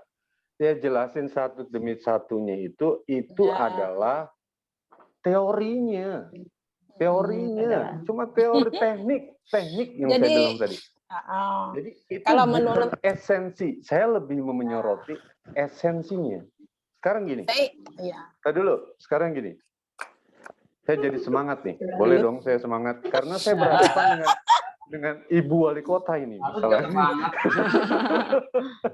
Wih, yang benar aja. Nanti kalau saya ketemu saya lain lagi, saya tunduk-tunduk. Jadi gini, misalnya gini, kita udah tahu ya, kita udah tahu nih. Membenci seseorang itu nggak boleh. Alkitab itu bilang, nggak boleh. Kamu harus mengasihi sesama manusia, bahkan mengasihi musuhmu sekalipun. Benar nggak? Ya kan? Oke. Ini kan udah dijelasin. Sekarang ada nggak konsepnya gini? Supaya kita tidak benci gimana sih? Coba. Ada nggak konsepnya yang ngajarin? Ya kalau bisa sih jangan pernah ketemu sama orang itu, hindari pertemuan dengan orang itu, bukan? Begitu kan? Diblokir. Tidak, bukan begitu. Punya nomornya diblokir, ya kan? Enggak. Kok enggak? Saya bicara fakta loh, realita loh. Inilah, itulah. Tapi itu teknik, bukan esensi. Ngerti nggak, Bun? Itu bukan esensi. Esensinya apa gitu loh. Bun sekarang kerja, menjabat sebagai apa? Yang terlihat di tulisan itu adalah Dokter Anda Meliasi. Lupa, depannya ada Hajah. Misalnya gitu ya. Yang terlihat di depannya kan gelarnya kan. Gelarnya. Tapi orang mau tahu kedudukannya sebagai apa. Itu esensinya. Berarti yang orang mau cari tahu, di manakah engkau mempunyai jabatan, di manakah engkau duduk dan menjabat sebagai apa? Itu esensinya. Tidak dilihat dari gelarmu dulu. Ya, betul. Nah, ya, begitulah penjelasan saya. Ya, saya Sis Priti ingin menambahkan karena menurut Alkitab, saya kan membaca dari Alkitab bahwa bagaimana cara untuk menjaga hati agar tetap kondusif, memancarkan kehidupan yang positif bagi hidup kita. Kalau menurut Alkitab, kita harus membawa hati kita itu kepada Tuhan. Kita dulu, Bun. Sebelum panjang melanjutkan, saya cut dulu. Pendek aja. Saya cut dulu. Berarti penjelasan saya dari tadi itu bukan menurut Alkitab. Menurut Alkitab. Nah, udah. Makanya saya kurang setuju dibilang. Menurut Alkitab, berarti saya nggak ngomong dari menurut Alkitab dong dari tadi. Menurut Alkitab sih yang dari tadi. Bunda Mel mau menambahkan. Saya sampai gali. Aku kan hanya menambahkan. Bunda Mel mau menambahkan itu ada juga dari Mazmur, ada juga dari 1 Samuel. Itu merupakan bagian banyak ayat, tapi saya nggak kemukakan. Tapi kan tadi saya katakan bahwa di dalam Alkitab, bahkan saya sudah mencarinya dan saya coba ngecek 876 kali saya temui. Saya juga berdasarkan Alkitab dan saya gali dari bahasa asli dari Alkitab. Iya, Nggak betul. mau Iya, saya jabarin sesuatu yang tidak dari bahasa aslinya, kemudian tidak ada punya pengertian atau konsepnya, cuma berdasarkan rasio. Bahwa saya rajin baca kitab, kemudian itu dicatat. Twing, twing, twing, twing, twing, ini ayat-ayatnya. Enggak. Tapi itu harus ada dasarnya. betul. Kenapa pemazmur? Sekarang jadi pertanyaan juga kan, misalnya gini, berdasarkan Alkitab, bahwa berapa isi Alkitab? 66 kitab, dibagi berapa? Itu dulu deh. Itu namanya kita menggali kebenaran Alkitab dari awal. Kemudian bagaimana penciptaan manusia, kemudian bagaimana struktur diciptakannya manusia, itu tetap semua berdasarkan Alkitab. Jadi yang tadi saya gali pun berdasarkan Alkitab. Alkitab. Iya benar. Saya menambahkan ya, oke. Silakan Bunda Mel. Ya, silakan Bunda Mel nambah. Ya, saya juga mau mencari-cari karena memang sering dibicarakan sih. Saya sering juga terutama sama Kak Welma. Saya Kak Welma jaga hati. Karena apa? Karena hati itu memang perlu dijaga. Karena ada sesuatu yang itu harus kita jaga hati kita. Jadi bagaimana caranya saya menggali itu? Bagaimana caranya saya menjaga hati supaya sesuatu tadi tidak akan terjadi lagi begitu, masalah apa-apa gitu. Jadi saya dapatkan itu dari Mazmur 17 ayat 3, di mana dikatakan membawa hati kita kepada Tuhan. Caranya supaya kita bisa menjaga hati itu, kita membawa hati kita kepada Tuhan dengan berdoa, melakukan doa, karena Tuhanlah yang menguji hati. Yaitu di Mazmur 17 tadi sudah disampaikan panjang lebar ya. Dan Tuhanlah yang melihat hati kita di dalam satu semua. Ya kan? Nah, jadi itu caranya. Kemudian yang kedua, kita selalu belajar mengenai firman Tuhan. Karena firman Tuhan itu adalah sarana yang paling efektif dan dapat mendeteksi hati kita. Jadi setiap firman Tuhan yang kita baca satu persatu per ayat itu dapat mendeteksi diri kita dan mengontrol diri kita. Jadi makanya di dalam saya dapatkan untuk bisa menjaga cara hati kita itu adalah membaca firman Tuhan setiap hari, itu yang kedua. Yang ketiga, mau dan siap sedia dibentuk oleh Tuhan. Karena Tuhan ahli memulihkan hati dan menjadikan sesuatu yang indah dan berharga di matanya. Itu Yeremia 18 ayat 1-6.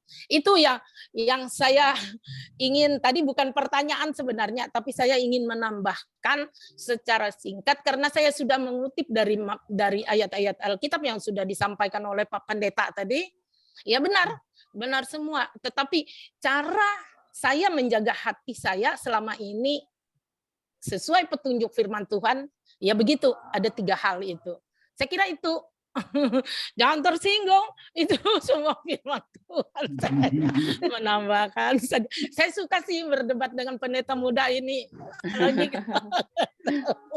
Saya kira itu sih seperti dengan pendek itu saya sampaikan kepada kita semua bagaimana cara kita menjaga hati kita. Karena memang perempuan ini memang benar, penelitian di mana-mana, tetapi tidak semua perempuan seperti itu. Karena saya juga merasakan, bukan saya sombong rohani ya, saya merasakan tidak seperti yang ilustrasi yang disampaikan tadi. Tidak semua kita seperti itu. Oke? Terima kasih, saya kembalikan kepada Sis Priti. Nah, terima kasih Bunda Mel. Kalau yang ini beda. Ini pendapat pribadi namanya. Ini bersifat, dan kalau pendapat pribadi itu bersifat subjektif. Jadi berdasarkan pengalaman masing-masing. Jadi jangan dijadikan tolak ukur, dan apa yang disampaikan Bun Mei menurut dia seperti ini. Dan itu bagus sekali. Seperti tadi membawa hati kepada Tuhan, berarti mendekatkan diri kepada Tuhan. Tetapi jangan lupa banyak orang datang kepada Tuhan, ya. Kenyataan nih, fakta nih. Banyak orang datang kepada Tuhan, tapi hatinya nggak beres. Bener nggak? Hatinya nggak beres. Apa yang terjadi? Banyak saya sudah dapatkan kebenarannya. bahwa setiap orang, enggak setiap orang, maksudnya tidak setiap orang yang mengatakan dirinya orang beriman, orang percaya kalau datang kepada Tuhan, yang notabene kita percaya bahwa Tuhan Yesus, dia bisa menemukan Tuhan loh. Enggak semua. Oh iya. Enggak loh. Enggak Iya, semua betul. bisa nemuin Tuhan. Buktinya Betul. apa? Dia butuh waktu berjam-jam untuk bisa fokus yang namanya Tuhan. Tapi lebih banyak pikirannya jalan kemana-mana. Karena ada sesuatu di dalam hati ini. Gitu loh. Enggak bisa langsung dalam nama Tuhan Yesus kemudian menaikkan pujian. Haleluya, haleluya. Dia rasakan hadirat Tuhan. Enggak. Belum tentu. Itu ukurannya juga di hati. Makanya saya akhirnya menemukan satu kebenaran bahwa setiap orang datang kepada Tuhan, tapi tidak setiap orang bisa menemukan Tuhan. Ketika orang bertemu dengan Tuhan, ada kewajiban lain yang dia harus alami, yaitu mengalami Tuhan. Itu jenjangnya beda lagi, masuknya lebih dalam lagi. Jadi tahapannya kita kalau ketemu sama Tuhan nggak bisa gini, masuk langsung ketemu Tuhan. Enggak. Bisa kita datang dalam doa, tapi dia tidak bisa, belum tentu bisa nemuin Tuhan. Duh Tuhan, kok saya nggak bisa ngerasakan hadirat Tuhan. Banyak orang kan bahkan dalam ibadah ke gereja aja, saya nggak ngerasain hadirat Tuhan. Lalu disalahin gerejanya, disalahin penatuannya, pendetanya, segala macam yang disalahin. Padahal dirinya yang salah. Karena Benar. dia tidak nemukan Tuhan. Jadi itu ya yang saya tambahkan. Silahkan Ibu Lanjut. Putri. Ya, aku mau menambahkan juga deh. Sis Priti. Ya, silakan Sis Jun. Jadi kalau setiap kita ini, kalau perempuan kan kebanyakan pakai perasaan ya, yang seperti tadi dijabarkan. Tapi kalau kita mempunyai sikap hati nomor 1 ya, kita sudah putuskan. Jadi kita putuskan itu kita udah nggak main perasaan. Jadi kita sudah putuskan untuk misalkan tidak lagi mengikuti kata hati. Kita putuskan segala sesuatu yang mempengaruhi pikiran kita. Kita putuskan kita hanya dengar dari Tuhan, kata Tuhan itu yang kata Bunda Mel bilang, yaitu kita baca Alkitab banyak masukan-masukan gitu. Ataupun kita sharing sama orang yang sama-sama level imannya. Kalau di bawah level iman itu kadang-kadang kita menemui segala sesuatu itu, yaitu nanti akhirnya jadi perasaan kita jadi nggak beres gitu ya. Kalau di bawah level kan biasanya kita itu merasakan kita kalau berdekatan dengan orang itu ada rema, ada roh yang bisa nyambung gitu. Ini orang ini bisa nyambung nih, yang ini nggak bisa, yang ini di bawah level kita. Oh, yang ini bagus. Jadi memang kita harus putuskan, kita harus memupuk yang baik di dalam kita, sehingga kita tidak main perasaan lagi. Itu sih yang saya lakukan itu setiap hari, dan itu juga bukan sesuatu yang mudah ya, sesuatu yang mudah. Itu juga sesuatu yang penuh perjuangan gitu. Jadi kalau memutuskan aku udah nggak mau ngomongin orang lagi, titik, selesai. Jadi saat kita mau ngomongin orang, aduh saya udah janji. Jadi itu ada keputusan yang di dalam hati, sehingga kita itu bisa maju selangkah-selangkah walaupun pelan-pelan itu pasti bisa. Itu tips dari aku sebagai perempuan ya, kebanyakan yang menggunakan perasaan itu kita harus memutuskan gitu. Karena perasaan itu bisa salah. Seperti itu. Benar. Ya. Gitu aja sih. Thank you. Iya, terima kasih Sis Jun buat tambahannya. Masih adakah? Waktu kita masih ada 15 menit lagi untuk tanya jawab sampai jam 8.40. Aku boleh nambahin sedikit? Silakan, Om Joko. Ya, masih ada berhubungan dengan pertanyaan saya tadi, dan saya bersyukur ya jawaban yang dari pengalaman saya adalah sebuah komitmen. Ketika kita sudah berkomitmen, kita sudah sepakat dari awal,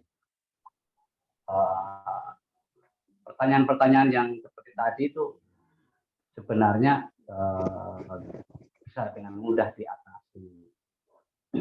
Yang penting komitmen dan saling percaya. Makanya kami sampai hari ini masih bisa hidup harmonis, hidup normal, wajar saja. Seperti itu yang perlu kita tambahkan. Tuhan Yesus berkati. Ya, terima kasih Bung Joko. Ya, silakan teman-teman lain yang belum bersuara nih.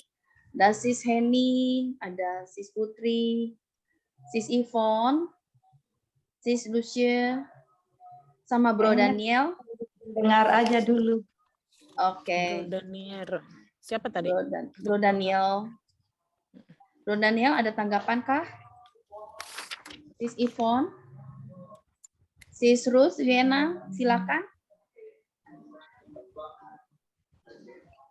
Ya, Sis Yvonne, barangkali ada pertanyaan atau ada mau yang ditambahkan? Selamat malam, teman-teman. Sorry, baru nyampe.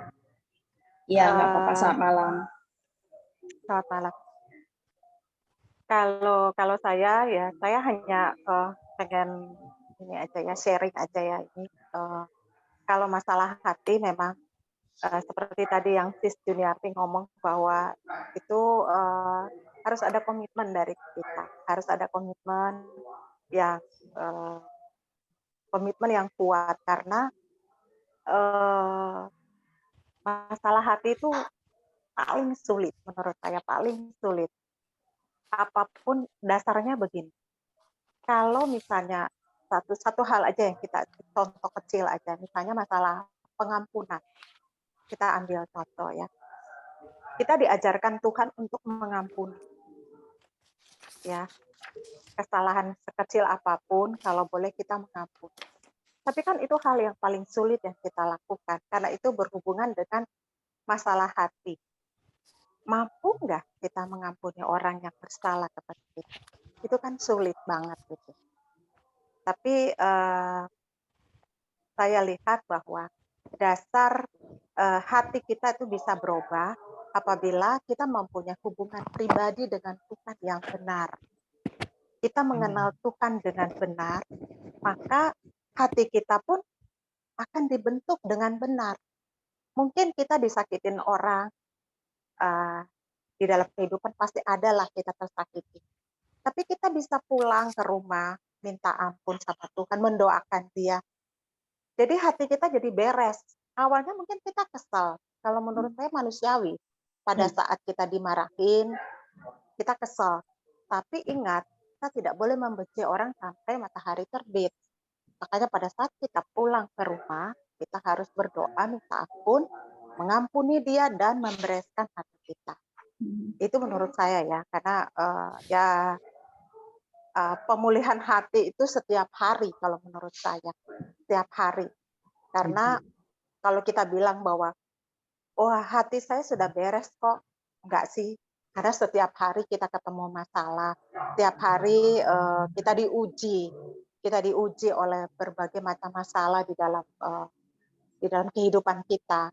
Daging kita diuji setiap hari. Makanya menurut saya satu hal kita harus pegang bahwa kehidupan kita dengan Tuhan itu menggambarkan bagaimana hati kita, bagaimana kita menggambarkan hubungan kita dengan Tuhan itu ada di hati kita.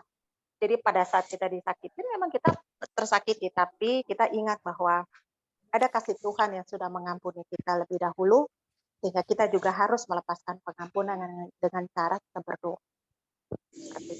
Kalau saya ngalamin seperti itu. Itu saja sih dari saya. Ya, terima kasih Sis Yvonne. Silakan. Sis Ruth, Wina barangkali mau menyampaikan sesuatu. Luis apa tuh? Atau Bro Daniel? Bro Daniel? Monitor? Mana tadi? Bro Daniel? Luce Cahyadi. Lucie. Teman Sis Lucie. Tadi Sis Lucie sudah ditanyakan, katanya menyimak dulu. Ya, Sis Wina? Wina. Ruth, Sis Wina. Sus Ruth Wina. Silakan. Wina. Silakan, Iya. Sis. Ruth Wina. Iya, pertama sih baru bergabung ya, terima kasih. Iya, terima kasih sudah mau hadir juga di Fellowship Teruna Kebenaran. Iya, kalau masalah hati sih ya memang semua orang pasti semua belajar ya. Iya. Mungkin kita kalau mau berkata, mau bertindak tuh harus melihat ke dalam dulu ya. Apa efeknya nanti kita berbicara seperti ini, nanti menyakiti orang. Kita bertindak seperti ini.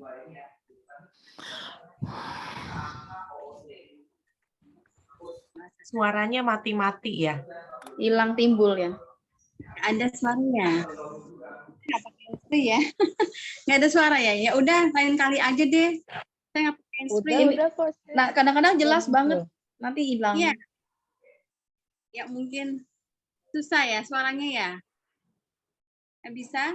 Ya udah dengar. Sekarang udah jelas sekarang. Gitu ya. Ya sih mungkin kalau masalah hati tadi saya bilang ya kita semua belajar ya. Karena memang pada dasarnya kita manusia nggak sempurna ya. Paling berat itu masalah hati. Kita harus benar-benar menjaga perilaku, terutama perkataan kita ya. Karena ya perkataan itu kan seperti apa ya, pisau ya, pedang ya, hati orang. Jadi kita belajar untuk menjaga hati itu mengucapkan sesuatu kepada orang itu maksudnya kita melihat ke dalam dulu. Berpikir dulu, ini nanti kata-kata saya itu menyakiti hati orang atau tidak, dan mungkin perkataan kita itu bisa membangun seperti itulah ya, intinya seperti itu. Jadi kita introspeksi ke dalam bagaimana kita menjaga hati supaya apa yang keluar dari mulut kita, dari hati kita itu bisa menjadi berkat untuk orang lain. Mungkin itu aja ya, saya tambahkan. Maaf baru bergabung. Nggak apa-apa, terima kasih banyak sudah mau bergabung. Ya, itu aja lah ya. Sama-sama kita belajar untuk menjaga hati karena ya memang sumbernya semua dari Tuhan. Kalau kita bisa melakukan firman Tuhan, saya rasa juga Tuhan Roh Kudus melalui Roh Kudus ya, kita bisa istilahnya mengingatkan kita apa yang akan kita katakan kepada orang itu bisa menyakiti hati orang atau boleh menjadi berkat untuk orang lain. Intinya menjaga hati ya dari firman Tuhan, menjaga hubungan baik dengan Tuhan, maka itu akan tercermin dari kata kita, perilaku kita. Gitu ya. Oke, itu aja Sis Prilly dan semuanya. Terima kasih. Terima kasih, Sis Ruth. Oke, masih tersisa waktu 6 menit. Jadi itu. Boleh nambahin Sis Ruth? Ya, Sis Heni. Nah, Sis Heni, silakan. Ini waktu yang diberikan untuk saya. Kalau saya itu, ini saya juga pengalaman pribadi loh ya, bukan ahli kitab, bukan ahli berkhotbah. Jadi saya cuman ini kalau ngambil dari Roma 12 ayat 12 itu Roma 12 ayat 2 untuk itu adalah ibadahmu yang jati janganlah kamu menjadi serupa dengan dunia ini, tetapi berubahlah oleh pembaruan budimu sehingga kamu dapat membedakan manakah kehendak Allah yang baik, yang berkenan kepada Allah dan yang sempurna. Itu yang saya ambil ayatnya. Kalau menurut saya hati itu sebenarnya ada ruang kosong. Nah, ruang kosong itu tergantung kita. Jadi kalau kita melakukan sesuatu itu tergantung kita. Kita mau ngisi apa? Ngisi dengan kedagingan kita, itu mesti ego yang ada keluar. Kalau mau ngisi mesti wah itu orang itu harusnya dibunuh gini-gini ya. Itu pasti itu namanya roh okletheosma ya. Terus kalau hati kita mau intimidasi orang, ya itu namanya roh intimidasi menurut saya. Tapi kalau pengalaman saya belajar lama ya karena usia saya tua ya mungkin di sini. Tadi saya bilang sama Sis Lucy itu saya umurnya asli 67, mau berjalan 68. Jadinya saya itu tiap hari mesti nomor 1 minta tuntunan Roh Kudus. Jadi yang ngisi itu jangan sampai entah itu kedagingan, entah itu roh okultisme. Roh okultisme itu yang suka nuduh orang, yang suka ini orang. Cuman kalau kita ngisi dengan Roh Kudus, otomatis kalau itu dari Tuhan, dari hikmat Tuhan, kita sebelum bertindak pasti berpikir persis seperti Sister Novi ya yang barusan bilang. Nah itu menurut saya kita ini sebaiknya saya selalu kalau bangun tidur itu selalu minta. Karena apa? Hidup ini susah ya, mesti masalah ya. Masalah itu enggak diminta tapi selalu ada. Saya itu tadi selalu minta bimbingan.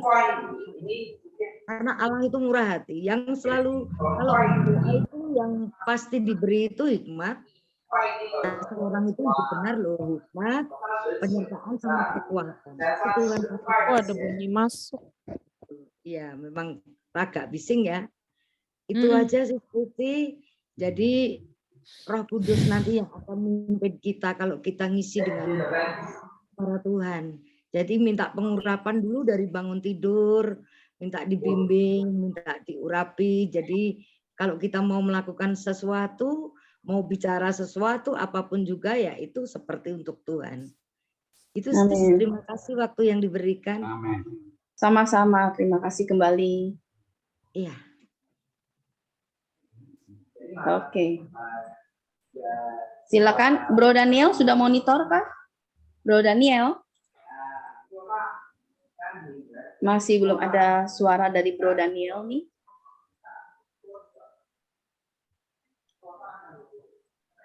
Oke, kalau sudah tidak ada sesi tanya jawab, kita akhiri ya. Kita akan masuk ke doa syafaat yang akan dibawakan. Jadi saya tambahkan dulu sedikit. Oke, silakan.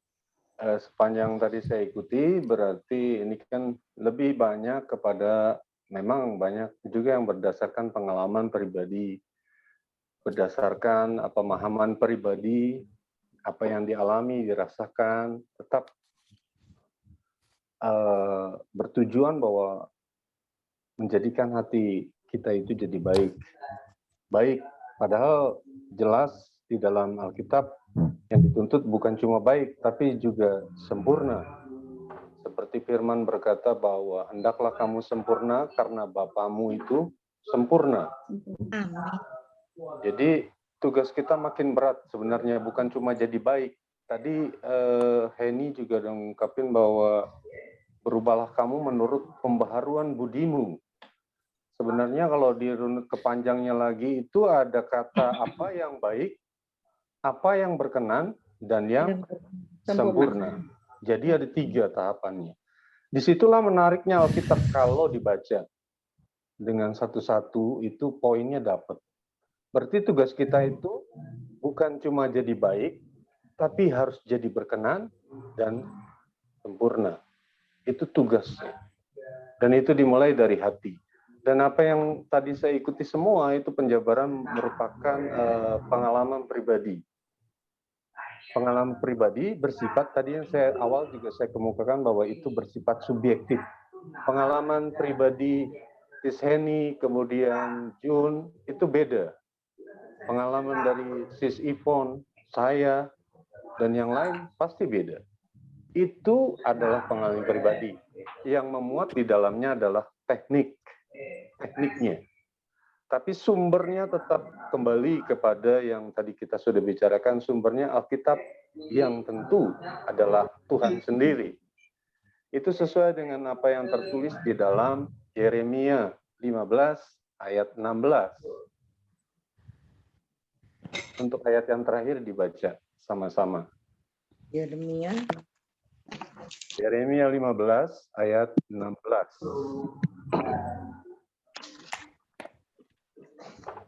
Yeremia 15 ayat 16. Demikian firman Tuhan. Apabila aku bertemu dengan perkataan-perkataanmu, maka aku menikmatinya. Firman-Mu itu menjadi kegirangan bagiku dan menjadi kesukaan hatiku. Sebab nama-Mu telah diserukan atasku, ya Tuhan, Allah semesta alam. Amin. Ya, jadi Apabila aku bertemu dengan kuncinya adalah kembali kepada firman Tuhan. Jadi sebelum kita melangkah, sebelum kita melakukan segala sesuatu, melaraskan di dalam hati adalah kita harus bertemu dengan perkataan Tuhan atau firman Tuhan itu dulu. Maka itu jadi kesukaan bagiku dan bagi hatiku. Jadi itu salah satu kuncinya. Salah satu ya, jadi itu tambahannya sebenarnya tadi kenapa saya lebih suka bahwa memang pengalaman pribadi itu penting untuk dikemukakan. Pengalaman pribadi itu punya peran bahwa setiap kita itu harus punya pengalaman pribadi dengan Tuhan, dan itu merupakan manifestasi dari kasus kita mengalami Tuhan. Kita harus mempunyai pengalaman dengan Tuhan, tetapi itu bersifat subjektif dan harusnya lebih kepada objektivitasnya. Objektivitas itu punya tensi yang lebih tinggi, bahwa ketika aku memahami setiap peristiwa yang aku lewati, kemudian dikalkulasikan dengan intelektual mindset dan attitude tadi, maka kita akan dapat sesuatu dari apa yang kita lalui bersama dengan Tuhan. Yes. Jadi itu yang membuat kita memandang atau melihat segala sesuatu itu jadi berbeda. Seperti ini simpelnya ketika saya tahun lalu melihat Priti dengan saya lihat Priti yang sekarang beda. Kayaknya tuh kok ketawa? Enggak, ini benar. Beda rambutnya doang, bro. Beda rambutnya dipotong ya. Iya, menurut kita nih menurut Priti itu kan cuma rambut yang beda. Enggak, tapi kan itu mesti dilihat dari 3 perspektif, bukan? Intelektual, lalu masuk ke dalam mindset. Ketika mindset baru dibuat kesimpulan namanya attitude. Benar nggak? Benar kan? Nah, sekarang saya lihat itu masuk ke intelektual saya dulu. Mindset saya berpikir, ini orang beda ya. Bedanya di mana ya? Nah, itu. Rambut. Nah, cuma di rambut, bro. Belum tentu. Kacamatanya bisa. Kacamata Alisnya angger. bisa. Alisnya agak tinggi sebelah gitu misalnya. Itu sepakat, bro. Jadi itu intermezzo ya. Jadi seperti itulah. Kalau kita melihat sesuatu sebelum bercermin kepada hati, kembali kepada hati, tentu kita melihat apapun persoalannya, apapun masalahnya, itu dilihat dari intelektual kita dulu, kemudian masuk dalam mindset, baru diaplikasikan lewat attitude kepribadian. Amin. Amin. Amin. Amin. Luar biasa. Oke, terima kasih. Terima kasih buat semua yang sudah bertanya dan sudah memberikan tanggapan-tanggapan. Terima kasih juga untuk Bro Kais yang sudah memberikan jawaban-jawaban. Dan kita akan masuki sesi doa syafaat yang akan dibawakan oleh Bunda Meli. Dan barangkali ada teman-teman, ya teman-teman di sini barangkali ada pokok doa yang mau disampaikan, mau titip doa atau beban doa, atau yang mau minta didoakan juga, minta dukungan doa dari kita semua. Silakan. Ya, Saya ada dari dua. saya dong. Ya, si Swelma dulu, silakan si Swelma. Oke, Kak Joko deh. Om Joko silakan. Ya, tolong masih butuh dukungan doa untuk rencana saya pengen jual rumah biar Tuhan tidak buka jalan. Biar semuanya bisa berjalan lancar itu aja. Tuhan Yesus berkati. Suaranya mengecil, Om Joko. Tapi intinya minta dukungan doa untuk rencana menjual rumah ya. Om Joko mau jual Belum rumahnya. laku-laku. Iya. Ya. Pengen pindah. Oke, kemudian Sis Welma. Saya ada 2 permohonan doa yang Ya. boleh Bunda Mel nanti doain untuk orang kafe. Yang pertama Atika yang sampai Ya, hari ini kan masih menjalani pengobatan untuk kankernya. Yang kedua anak dari Sis Dea di Medan sakit. Sakit ya. Tapi ya sudah dalam pemulihan juga. Ya semoga bisa kembali beraktivitas lagi. Itu aja Bun. 2 orang di kafe itu ya. ya, Kak. Anak persis. Biasanya lupa. Saya nggak nanya namanya, cuman sempat Ya. chat tadi. Jadi. Ya, yang lainnya? Ya, saya juga mau minta tolong didoakan anak saya Lydia. Kemarin Ya. kan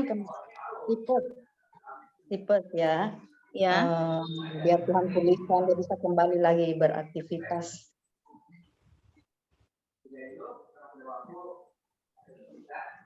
Kemudian? Silakan. Anak siapa tuh?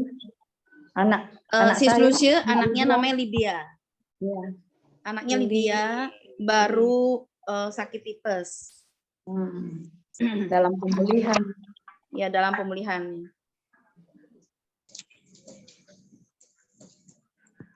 Ya, udah. Kemudian tadi siapa?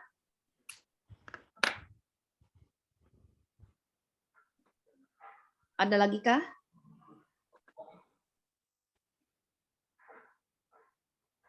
Ya, untuk tahun baru di tahun ini, untuk kedepannya, untuk kita tetap bisa menjaga hati dengan stabil.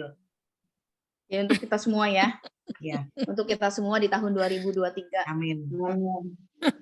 Amin, amin. Amin. Jaga hati. Oke, jadi Bunda Meli, ini ada dari Om Joko, rencana jual rumah. Sis Welma, ini untuk Sis Atika, sahabat kita.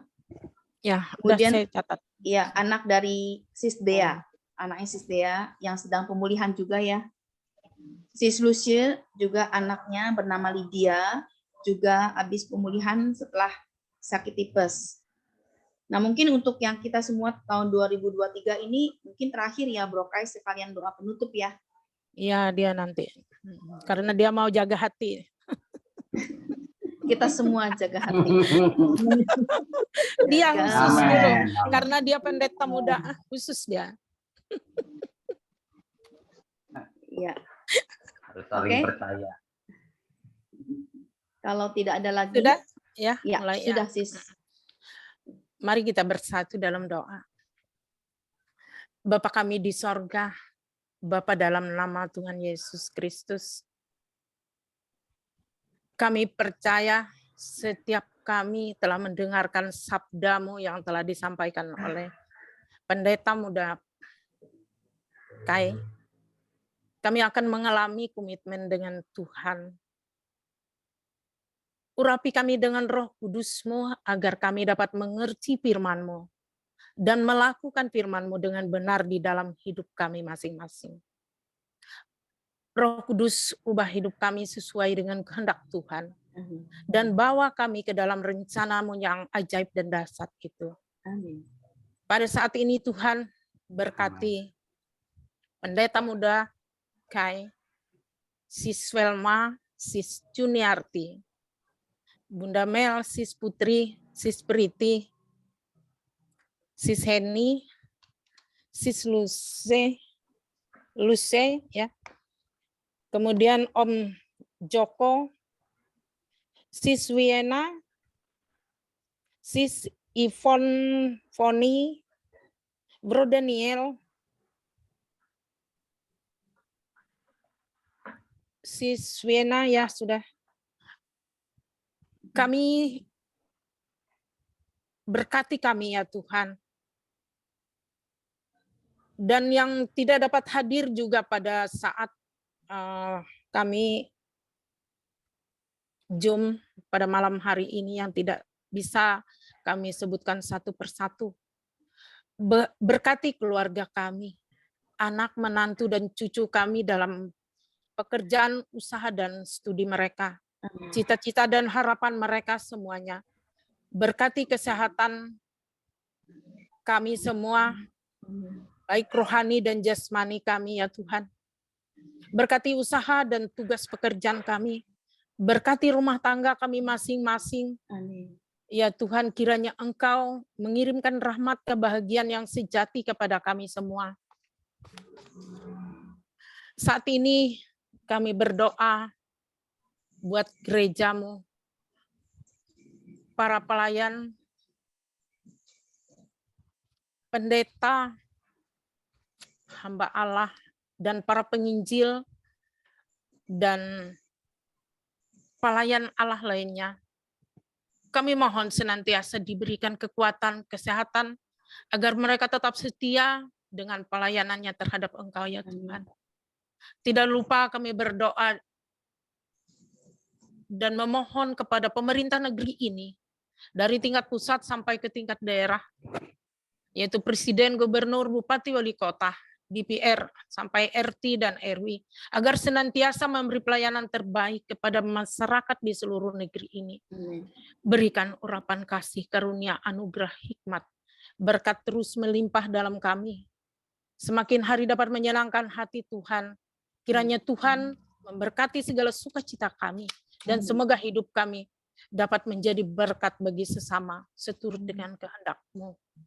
Pada saat ini Tuhan, berdoa, Allah Bapa yang Maha Pengampun, Allah Bapa yang Maha Baik, saat ini kami satu hati berdoa buat saudara-saudara kami yang sakit saat ini, baik yang di rumah sakit maupun yang dirawat di rumah sakit masing-masing.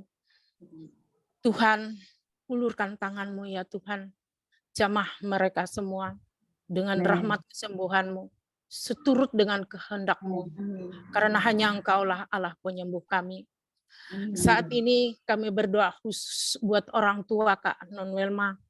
Kami mohon kepadamu, Tuhan, rahmat, berikan rahmat ketabahan, kesetiaan, kekuatan bagi Kak Non Welma yang merawat, mengasihi orang tuanya, Oma yang sedang sakit, agar Bapa mengeruniakan kesehatan rohani dan jasmani seturut dengan kehendak-Mu.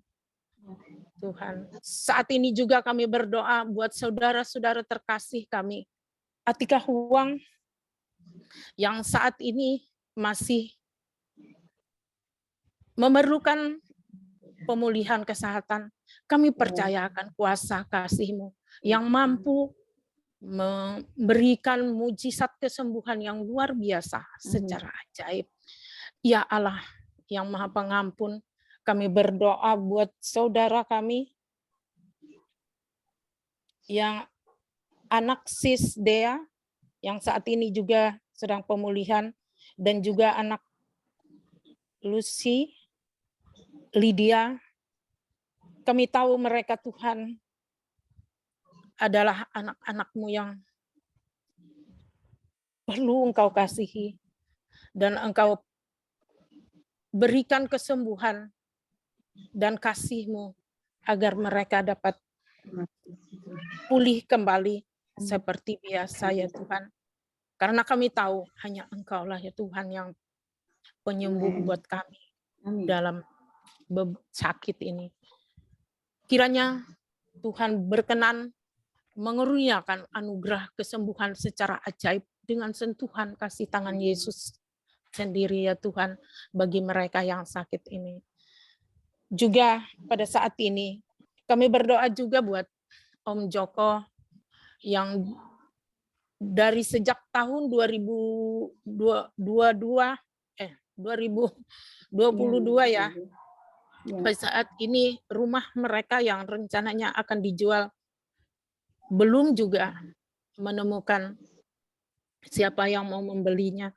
Begitu Tuhan, kami mohon kuasa Roh Kudus-Mu memberikan mereka anugerah dan ketuk pintu hati mereka agar mereka bisa membeli rumah itu, agar Pak Joko, agar Om Joko bisa pindah sesuai dengan rencana dan kehendaknya. Ya. Tapi jangan kehendaknya yang dari Tuhan, tetapi kehendak Tuhan yang jadi di dalam kehidupannya. Kami serahkan Amin. semua itu dalam tangan Tuhan. Tuhan, ada banyak permohonan kami yang telah kami sampaikan kepadamu, ya Bapa. Terima kasih atas segala hikmat, atas urapan Roh Kudus-Mu. Kami berserah sepenuhnya ke dalam tangan Tuhan. Kiranya Tuhan memberkati sukacita kami. Dan semoga hidup kami dapat menjadi berkat bagi sesama seturut teladan Tuhan. Ya Allah, semua ini yang kami pohon dan kami panjatkan kepadamu Tuhan. Hanya di dalam nama Yesus Kristus dan penyelamat kami yang hidup dan berkuasa kini dan sepanjang segala masa. Haleluya. Amin. Amin. Silakan Bro Kais lanjutkan dengan doa penutup dan doa berkat. Bapak yang baik, terima kasih kami sudah belajar tentang kebenaran firman-Mu yang kami diberikan kesempatan oleh Tuhan. Kiranya Roh Kudus senantiasa membimbing kami Tuhan. Sesuai dengan apa yang Tuhan berikan malam ini, kami bisa memiliki hati yang benar di hadapan Allah, hati yang takut akan Tuhan, hati yang senantiasa penuh dengan kasih sama dengan benar Tuhan. Ampuni isi hati kami, keadaan hati kami yang belum sesuai dengan kehendak Tuhan. Dan malam ini kami berbahagia karena kami diingatkan oleh Tuhan harus memiliki hati yang baik, berkenan, dan sempurna di hadapan Tuhan. Terima kasih Bapa. Kami percaya Roh menolong kami dan saat yang baru ini Tuhan, meski kehidupan tidak menjadi lebih baik, tapi hati kami mau dibenahi, mau diperbaiki menjadi hati yang seperti yang Tuhan bagi. Terima kasih. Kami juga kembali berdoa Tuhan, betapa hati kami terbeban Tuhan untuk mendoakan saudari kami yang terkasih Atika Huang Tuhan, yang saat ini dalam kondisi sakit berat Tuhan. Kami percaya Tuhan belas kasihan Tuhan menyertainya. Dan ketika dia makan dan mengadakan perjamuan asa yang kudus, minum tubuh dan darah Kristus, kiranya kasih karunia Bapa menyertainya, kesembuhan, pemulihan, pentahiran menjadi milik dalam nama Tuhan Yesus Kristus. Bapa berbelas kasihanlah kepada saudari kami. Tuhan, kami tahu bahwa kami berharap hanya kehendak Tuhan yang jadi. Bukan kehendak kami, tapi kami bisa merasakan Tuhan betapa cukup menderitanya karena sakit ini. Tapi karena Tuhan tidak pernah mengaruniakan sakit penyakit, kami percaya Tuhanlah yang menjadi sumber penyembuhnya. Oleh karena itu Tuhan, kami bersatu hati di dalam nama Tuhan Yesus Kristus. Jamah dan menyembuhkan. Ya Yesus Tuhan. Amin. Yang menanganinya dan semua obat-obatan yang telah dimasuki menjadi alat kesembuhan baginya Tuhan, terutama ketika dia makan dan minum tubuh dan darah-Mu Tuhan, karena itu adalah benar-benar minuman dan benar-benar makanan yang membawa kepada kekekalan Tuhan. Terima kasih ya Bapak. Pada akhirnya, saudaraku, Tuhan akan menolong kita di setiap masalah kehidupan kita dan Tuhan akan memberkati kita. Dan angkatlah tangan-Mu dan terimalah berkat. Kiranya kasih karunia dari Allah Bapa, kasih sayang, kasih setia dari Tuhan kita Yesus Kristus, penyertaan, perlindungan, pengajaran dari Roh Kudus, senantiasa tinggal bersama-sama dengan kita untuk memberikan kekuatan kepada kita dalam berkat nama Bapa, Putra, dan Roh Kudus dalam nama Tuhan Yesus Kristus yang sudah diberkati. Amin. Amin. Amin. Amin. Amin. Amin. Amin. Ya, sebelum kita berpisah, ada pengumuman kah, Sis Welma?